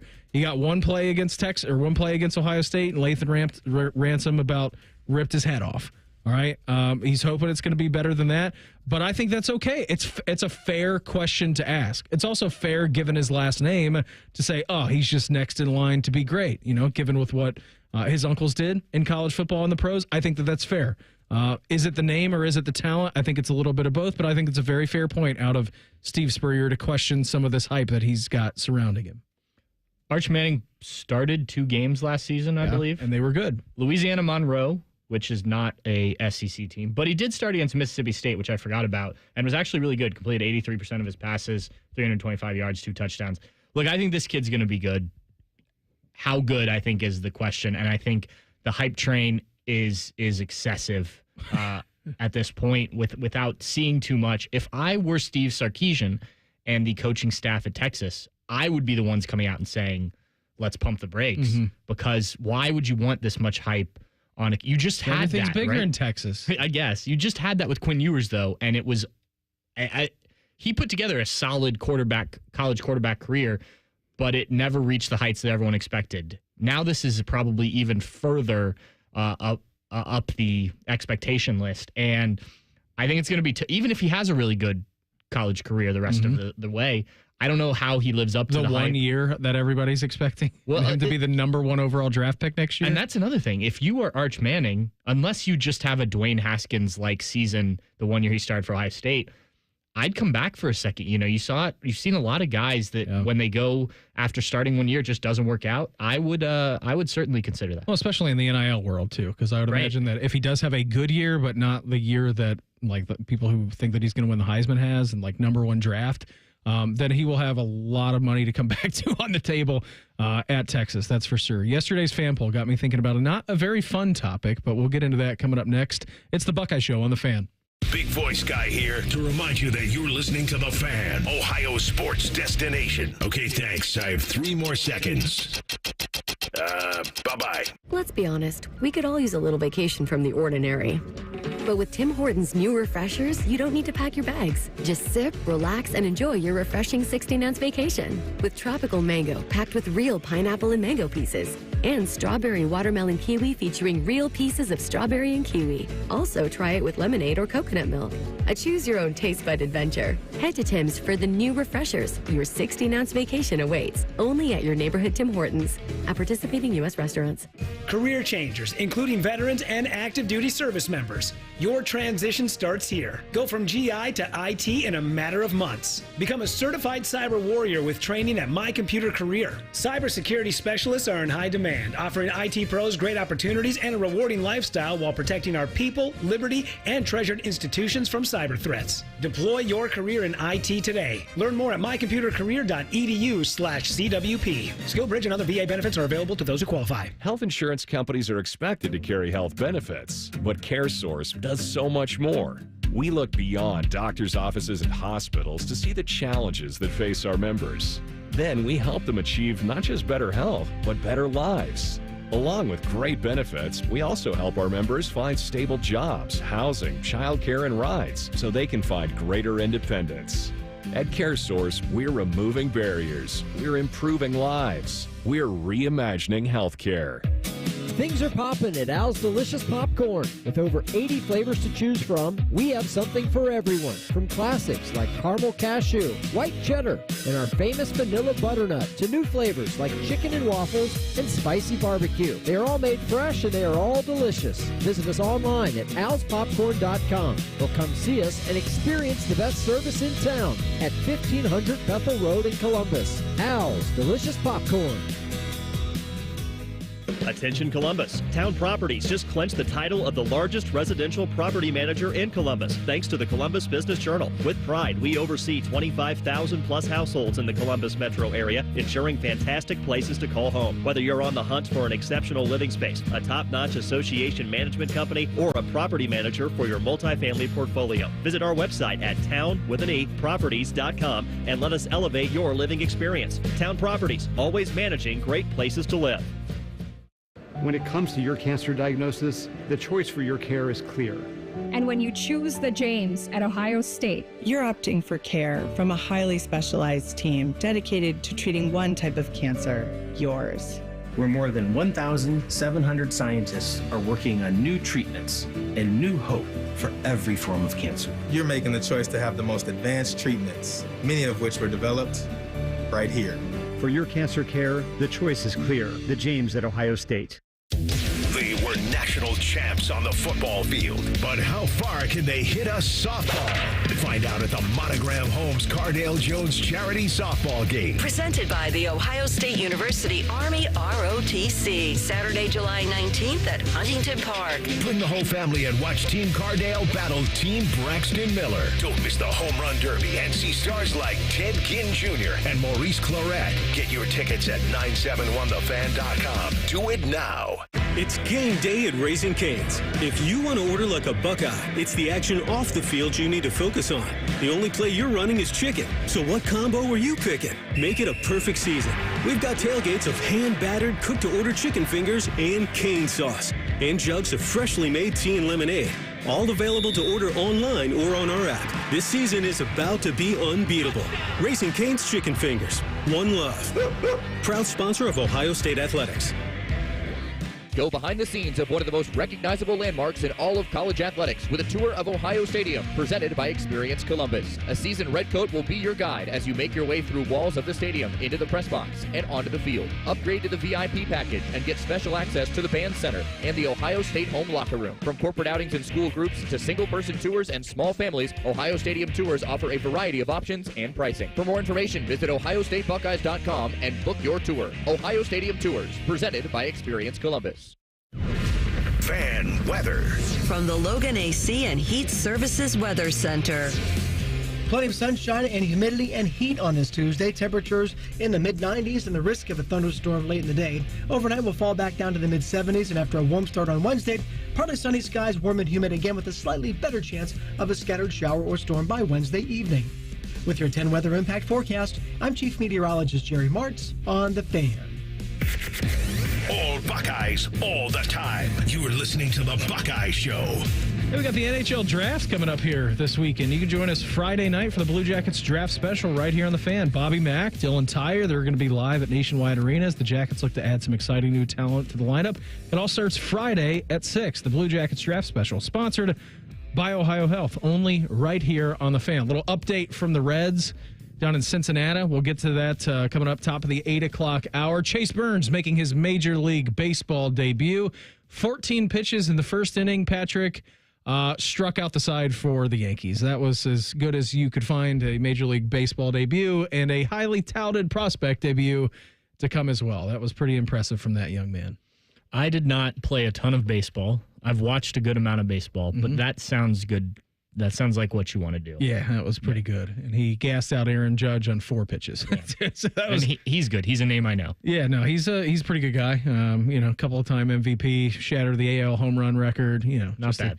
And a guy who can do it, obviously, in a short porch tonight in Cincinnati. So he doesn't need a whole extra lot of power to get out of the ballpark tonight. I believe he did yesterday, too. Yeah. That was their one run that they got, though, because the Reds ended up smoking them. So good start for Chase Burns. Keep you up to date with what's going on. Gardo still trail the Blue Jays 2-0. Top of the third inning there, and then still nothing in Cincinnati. One out, bottom of the first down there. So I was reading the fan poll from yesterday because I'll give you a little inside radio here. Usually at the top of my prep sheet, I have the fan poll there. Today's fan poll at 971thefan.com or on X at 971thefan. Big letters. And I usually use it. And, Tim May was in here last night. We just got to talking, and I forgot to read the fan poll. But I think it does spur an interesting conversation. So this was yesterday's. Which Ohio State football injury in the last couple of decades broke your heart in the moment that it happened the most? Ted Ginn versus Florida in 2007, Braxton in the 14 season leading into what I will die on this hill, we'll say would have been one of the greatest years in college football by a quarterback ever. JT Barrett in the pregame against Michigan, also in 14. Just a side note, that 14 year, we obviously know the story. We have lived it. That's crazy that you're talking about two of the most big-time injuries coming in the same season, and then at the end of the year, you hoisting a national championship. Still one of the cooler stories in college football. And you and I actually got to talking in one of the breaks about, those are obviously three very big ones. And mine, again, that would be Braxton, because I think it would have been a Heisman Trophy campaign. I think it would have been a national championship, just the way that Braxton had handled that offense and gotten familiar with Urban. I just tend to believe that year would have been very special. But you and I were talking about other injuries that maybe we forget about. And the first one that popped into my mind actually was if we got to see a full 2022 healthy season out of Jackson Smith and Jigba. That was one that came to my mind immediately because that was the Georgia loss year. That was the Georgia loss year down in Atlanta. And you were already very close to beating Georgia. You were already very close to then playing TCU in a college football playoff, and we saw how that final happened between Georgia and TCU, and it was a bloodbath. But if we were going revisionist history and alternate universes in which I would like to see someone healthy, it would be the JSN year in 2022, because you have to remember too, Pat, we were coming into that year with a ton of hype around Jackson for what he did the prior year. So that one in the moment maybe didn't break my heart as much as Braxton's did because that was in the preseason.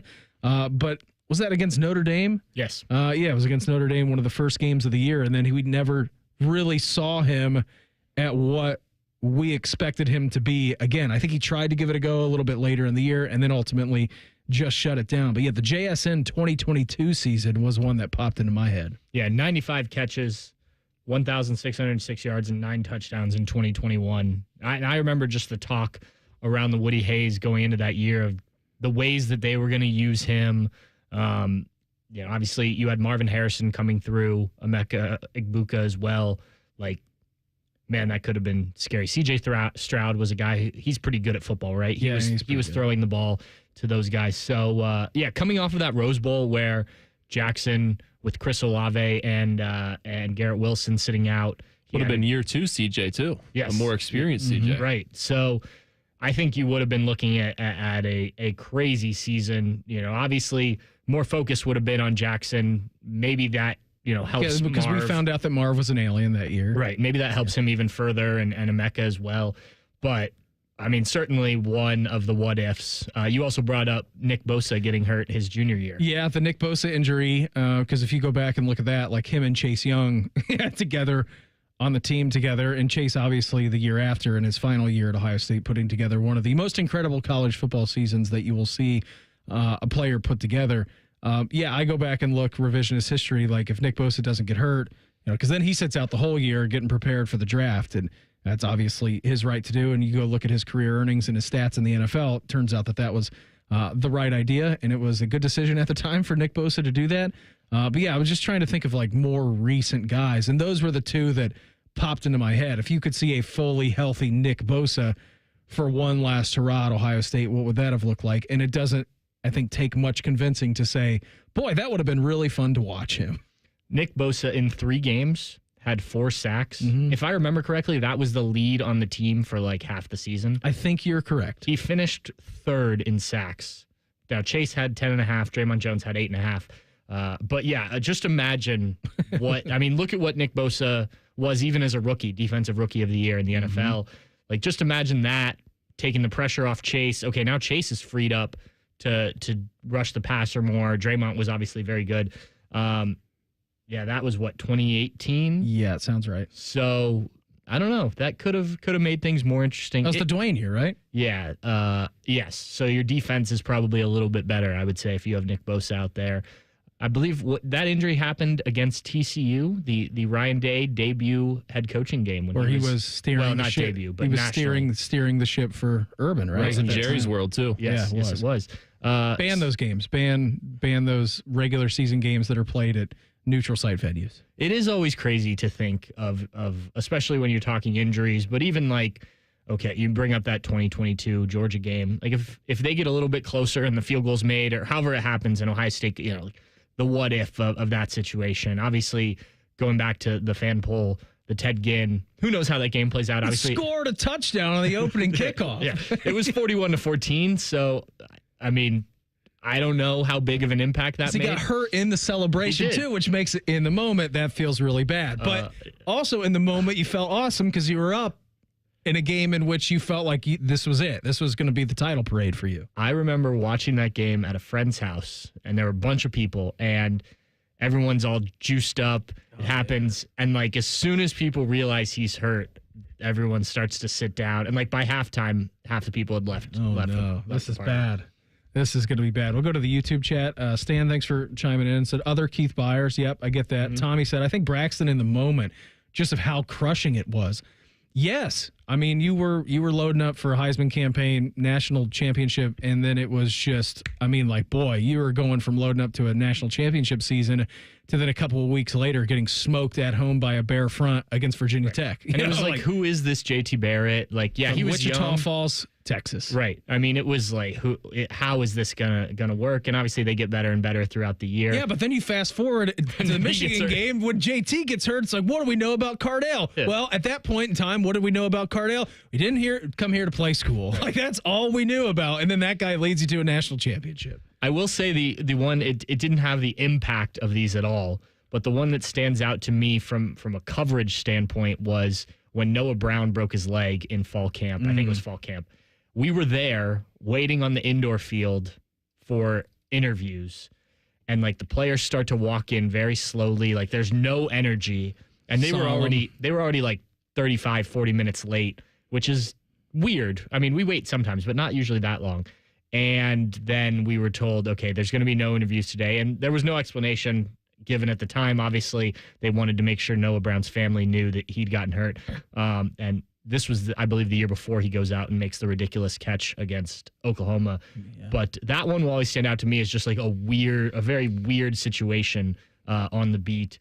But Braxton, similarly, I was not there when that happened, but I imagine that was very similar. Yeah, drop. You just, and he was coming back from that injury. Remember, he gets hurt against Clemson, finishes that game in the Orange Bowl, and if he stays healthy in that game, they probably win against Dabo Swinney and Taj Boyd and those guys because he was playing so well. I mean, the defense was not great, but okay, so if he stays healthy there, maybe that injury doesn't happen. Right. You come into that season with even some more momentum. Now he's healthy.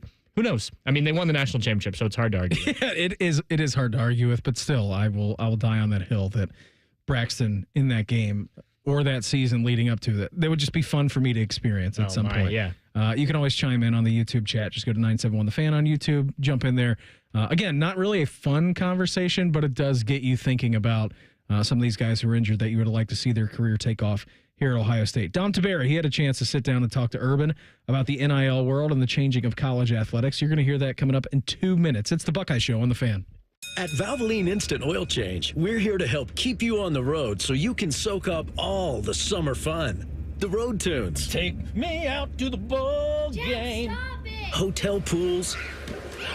Emergency ice cream stops. The sunscreen and bug spray everywhere. At Valvoline Instant Oil Change, we're here for it all. So stop in for a quick oil change before you go. Only takes about 15 minutes. No appointment needed.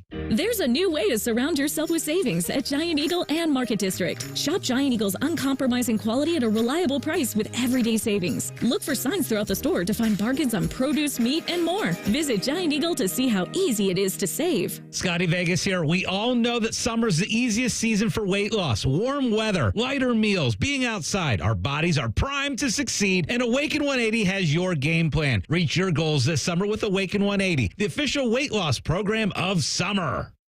As America's largest custom home builder, Schumacher Homes believes a top-quality home should be affordable for everyone in the Buckeye State. We work with the leading architects to bring you the latest in design, and then you have the ability to make changes. Not just selecting finishes, but moving walls, adding rooms, literally customizing anything from the ground up. It's a misconception that custom homes have to be expensive. We work within your budget to build an amazing home on your land. Visit SchumacherHomes.com or any of our 9 Ohio locations.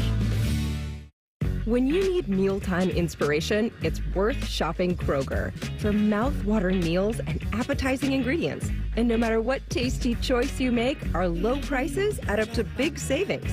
Plus, you get over $600 in digital coupons each week and up to $1 off per gallon at the pump and points. At Kroger, you always get big flavors and big savings. Kroger, fresh for everyone. Fuel restrictions apply. The Buckeye Show is sponsored by CareSource, proud to be your home for Ohio State athletics. The Fan, Ohio sports destination.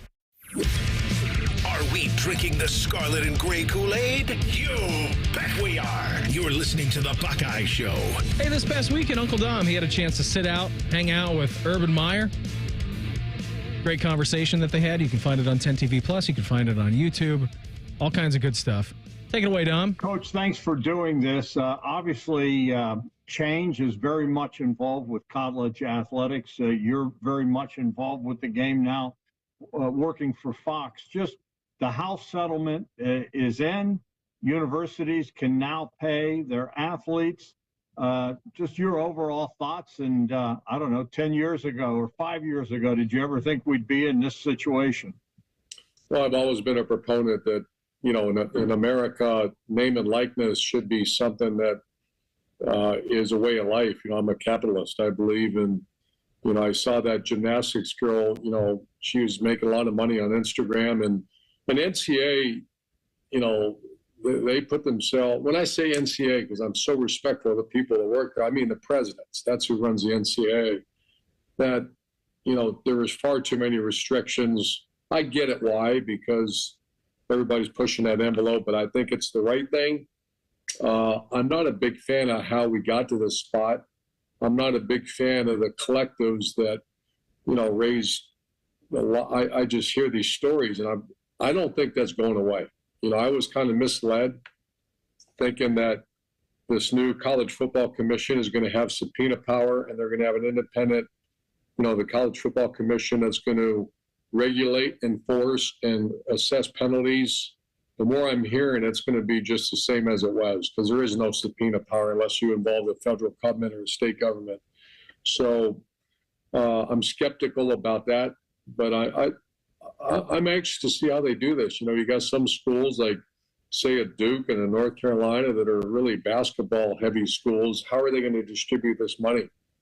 And one of my biggest fears, Dom, you know how much I love women's sports. My daughters are who they are today, very successful moms and businesswomen, and it's because they were able to play team sports. I hope that doesn't go away.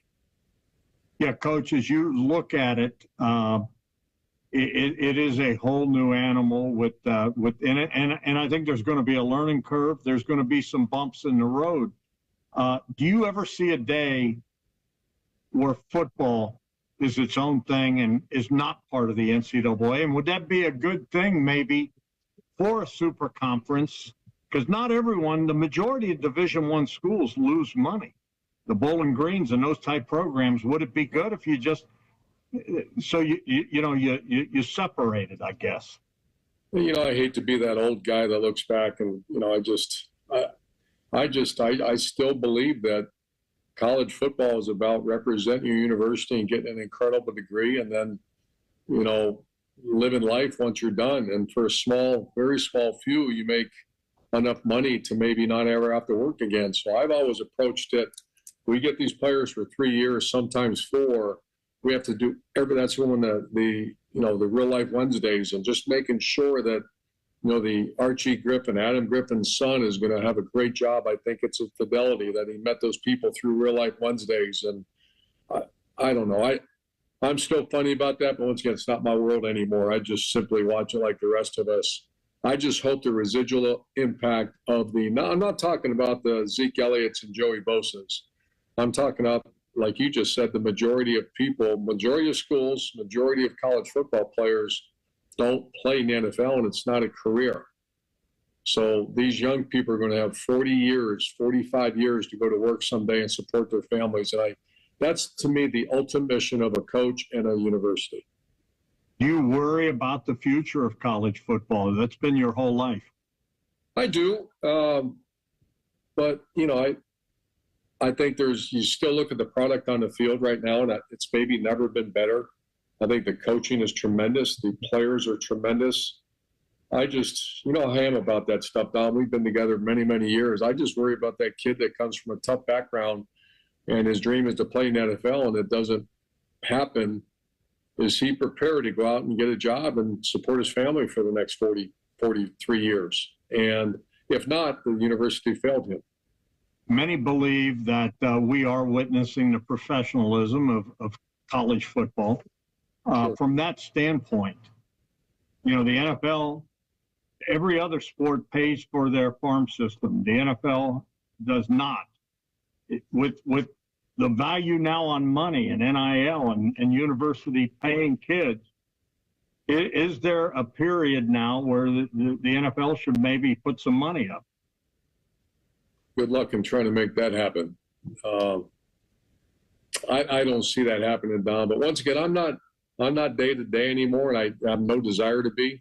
I get my information from Dom Tiberi and news sources. I still have many colleagues, but I don't bother them. And that ship has sailed with me. I'm worried about winning my $100 back today on the golf course. That's what I'm worried about.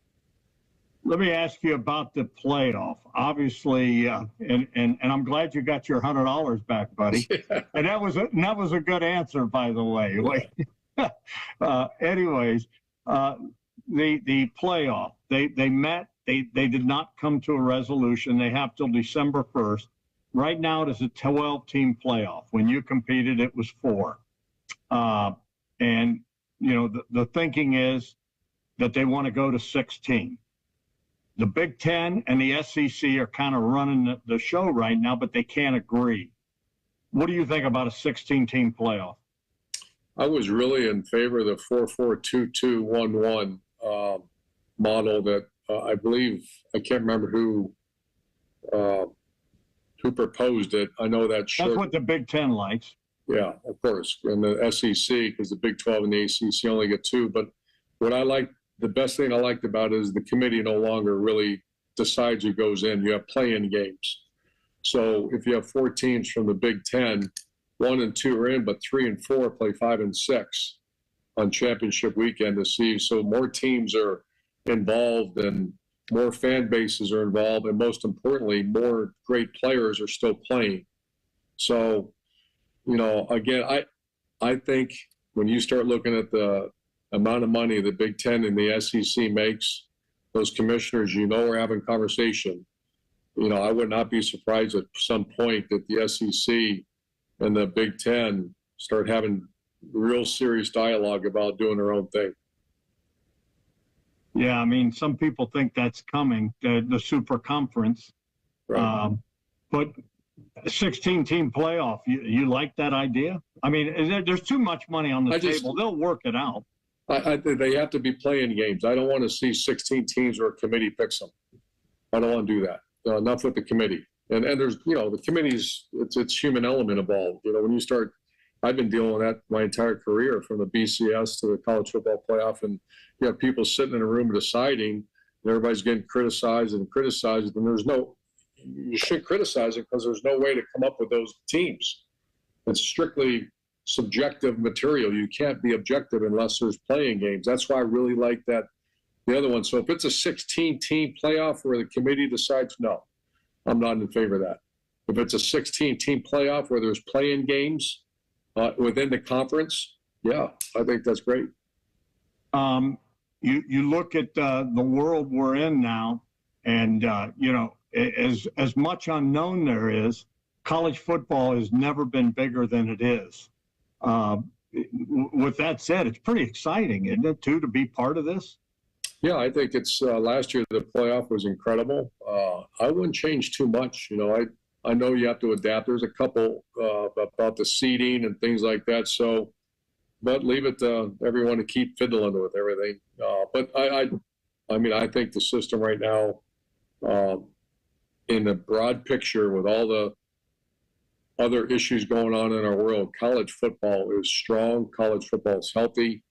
I just hope that there's a couple things I hope for. I'd be honest, I don't care that much about the playoff, what have. I care more about these players and who their advisors and who their, the third uncles. And you've heard me talk about who is advising these guys and making decisions that, how about this, Dom? 40% of every kid that enters a transfer portal either ends up without a scholarship or it's someplace lesser than he left.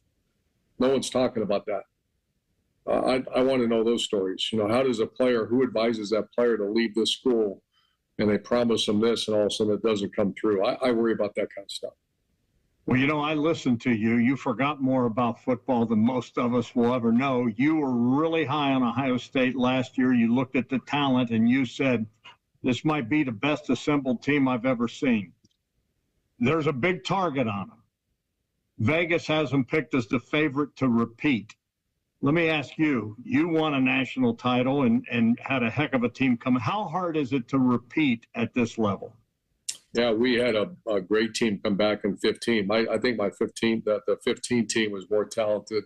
It was really everybody back. And we went 13-1 and had that one loss in the rainstorm. But it was not an easy year. This Ohio State's different. They have a bunch of hungry, a lot of the old players left, onto the NFL. So I don't think they have the same dilemma you have if they're all returning. So they got an excellent coaching staff. I'm biased, but it's the best job, the best school, and I'm a fan. I think they'll be right at the end, swinging for it. It's a great interview by Dom and Urban. You can go listen to that on YouTube, or you can go listen, of course, on 10 TV Plus. But yeah, just enough there out of Urban, right? Yeah. But yeah, go and listen to that full interview. Great stuff. A lot of good ideas there from the old coach here at Ohio State, which he never shares away from at all. We'll do hashtag Buckeyes next. It's the Buckeye Show on The Fan. All the 10 TV people come over to our side of the building to take a deuce. That should tell you something about how we operate. The Fan. Hey, Tinsley, why don't we use EasyCater to order food for staff lunches? Because my 46-page acronym system is so easy. I just have to salad, stay alert to late arriving deliveries, pie, put in expenses, and Google Pie. Go out and get everyone's preferences and allergy information. That's supposed to be simple? No, simple is Steve and Irma and Margie prefer lasagna and empanadas. OMG. No need to make work life more complicated. Just use EasyCater, the easy way to get food for work. Here at the Almond Joy Factory, where tropical vibes abound, we use soft, fresh-tasting coconut. The crunchiest almonds and delicious chocolate candy. Ah, but do you know what our most important ingredient is? Sometimes you feel like a nut. Sometimes you don't. Almond Joy's got nuts and something even way better than that. Yes, Almond Joy is made with almonds and joy. It's game day at Raising Cane's. If you want to order like a Buckeye, it's the action off the field you need to focus on. The only play you're running is chicken. So what combo are you picking? Make it a perfect season. We've got tailgates of hand-battered, cooked-to-order chicken fingers and cane sauce. And jugs of freshly made tea and lemonade. All available to order online or on our app. This season is about to be unbeatable. Raising Cane's Chicken Fingers. One love. Proud sponsor of Ohio State Athletics. There's one medical team in Central Ohio skilled enough to care for your favorite Ohio State team, and Buckeyes everywhere. The Ohio State University Wexner Medical Center is your choice for the most highly specialized orthopedic and sports medicine care. Our surgeons, physicians, and physical therapists have access to the most advanced treatments and innovative recovery approaches to get you back in your game. Because on or off the field, our team is your team. The choice for your orthopedic care is clear. It's Kubota Orange Days. From America's #1 selling compact tractor to zero-turn mowers and versatile RTVs, get your perfect match delivered to your door. Now through June 30th, get 0 down, 0% APR for 84 months or up to $3,500 off BX23S tractors. See the details at KubotaOrangeDays.com. Visit BuckeyeKubotaDealers.com to find a dealer near you. They're trained. They're prepared. Let's do it. They're Ohio's undefeated plumbing, drain, heating, and cooling team. And they're here to tackle your problems. For plumbing, drain, heating, and cooling, there's only one team. The Waterworks. Better care, better value, better results. Call the Waterworks at 614-232-2222 or visit them online at thewaterworks.com. A proud sponsor of Ohio State Athletics. What's the best way to make sure you don't miss any of your favorite fan shows? Oh no. Download the Fan app, silly. Ah, damn it, I knew that. App Store, Google Play, or just scream right at your phone. Psst, you can also listen to Buckeye games. Do it now. Get Eco. ECO. Hey, Jerry, I think I invented something. Does it solve a problem? It solves a big problem. Get Eco. ECO. Heating and cooling companies are telling people your furnace and AC isn't worth fixing. You need to replace it with a whole new system. You invented a solution for that? I invented a way to fix those systems for free. Get Eco. ECO. That's a great invention. How does it work? Step 1 is to pay Eco to fix it. I thought you said you'd fix it for free. Step 2 is that we give you back all the money that you paid us, up to $1,500 when you get Eco to replace it. Get Eco. ECO. What if your repair keeps my system running for several more years? That would mean you got all those extra years for free. Paying Eco to fix your AC system is like putting money in the bank. Get Eco. ECO. Get Eco. ECO. Get Eco. ECO. Eco plumbers, electricians, and HVAC technicians. GetEco.com.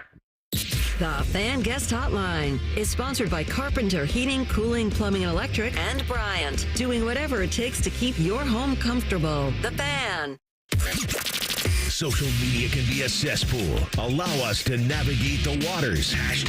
#Buckeyes. Sponsored by The Waterworks. Call the plumbing, heating, and cooling technicians at The Waterworks and header today. Call 614-232-2222. Proud sponsor of Ohio State Athletics. Get you down to Cincinnati when we're done here. Top of the 8 o'clock hour. Currently Reds 0, Yankees 0. Chase Burns, the storyline for the Reds right now, though. Major League debut. 1 hit, 6 strikeouts. Currently very good at what he's doing. A ball did almost go a yard on him by Grisham out of the Yankees, but it was foul. All right, so don't fret, Reds fans. Nothing battle. And then the Guardians, let's see, top of the 4th inning, just went down. They're down 3-0 against the Toronto Blue Jays right now. So, yeah, Chase Burns, nice job. So hopefully when we get to you that at the top of the hour, we still have a nice little game going for him. I was just watching the notable MLB debuts by Reds pitchers, and I think Hunter Green had the number 1 most strikeouts. I don't know if this is Major League Baseball debut by the Reds or what this is, but Hunter Green had 7, and Chase Burns just rang up another Yankee. So he is currently at 7 strikeouts right now through 3 innings. He may take that number or take that. Yeah.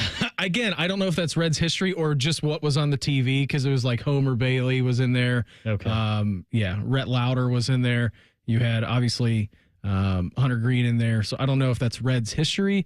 I'm sure that all the Cincinnati Reds beat members that I follow will be tweeting that number out at some point this evening. But yeah, 7 Ks through 3 innings down there in Cincinnati. I was reading this, Patrick, a little bit earlier on from today. Got an email from the Ohio State Department of Athletics. Ohio State names Michael Adedekin and McKenna Webster as its athletes of the year. They did name today Adedekin as the male athlete of the year, Webster as its female athlete of the year, making them both eligible for Big Ten Athlete of the Year awards, which will be announced by the conference in July. Adedekin, who beat out a host of stars from the national championship football team and national champion wrestler Jesse Mendez, among other, to win Ohio State's Male Athlete of the Year award after becoming the first player in Buckeye men's soccer history to win the Mac Hermann Trophy, basically the soccer equivalent of the Heisman Trophy. So yeah, there was a lot of good athletes to choose from on the male front and the female front.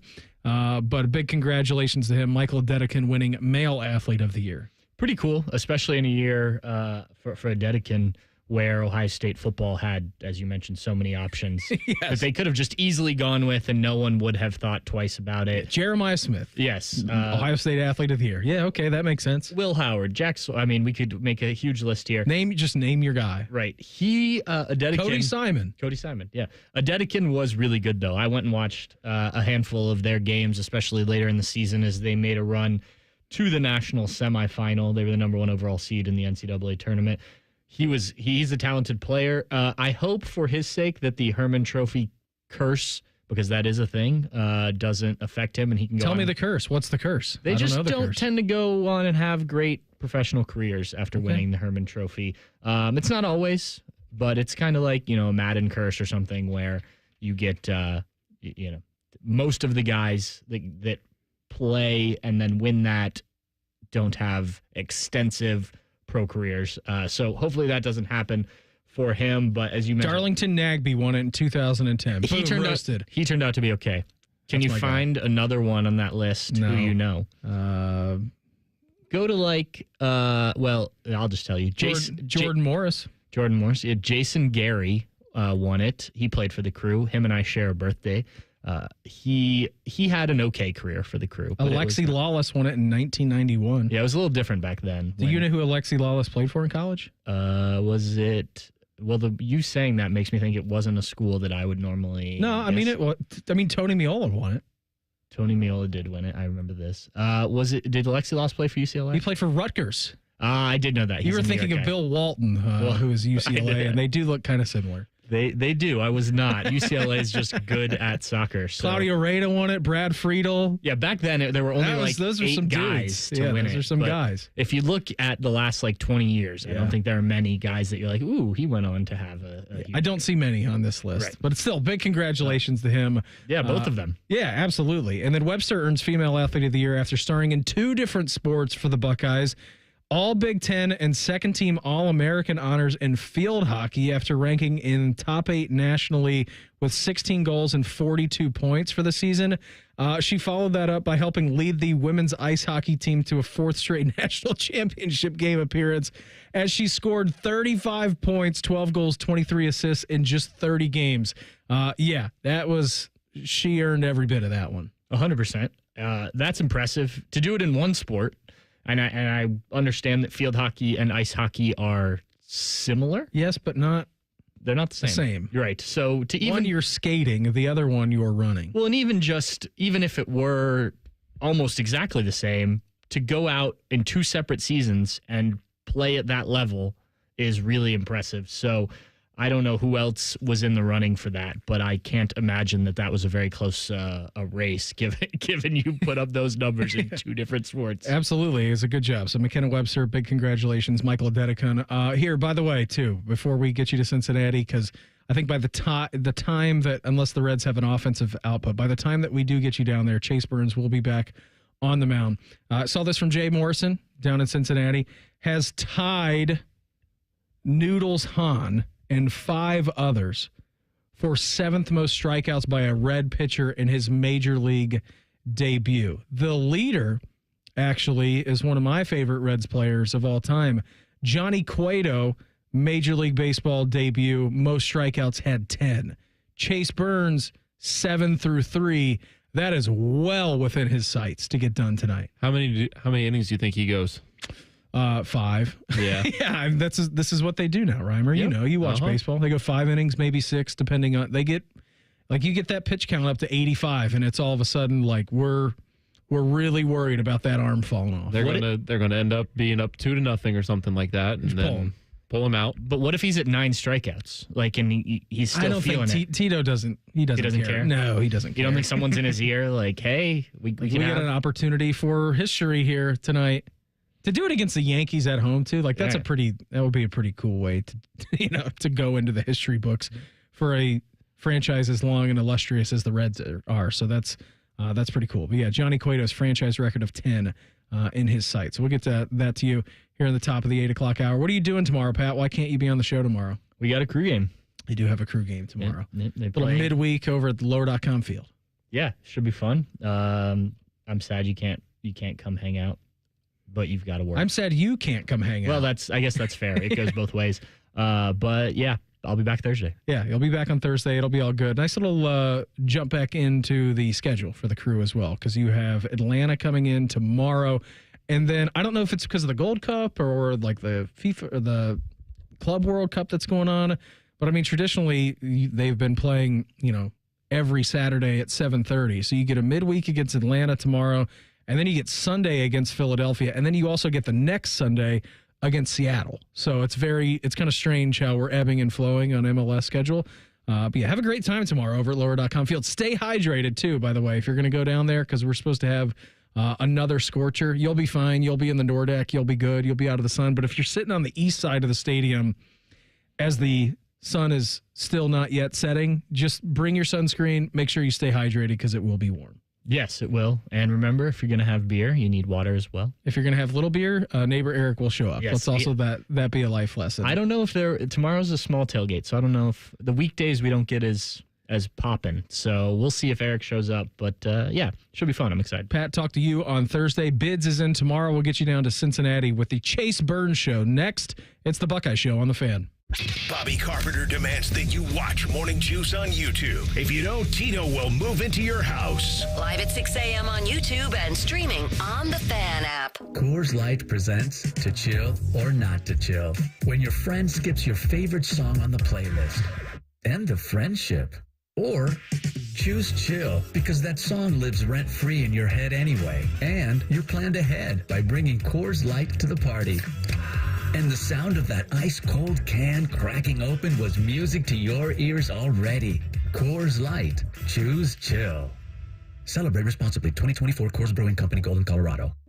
That's are us. When dreams sunk in, that's our us. Right now, get $1,500 off a shower or tub replacement or $3,000 off a full bathroom remodel, plus low to no monthly payments. Call 380-225-BATH to schedule your free estimate or go to bathsareus.com. 380-225-BATH. That's our us. When dreams sunk in, that's our us.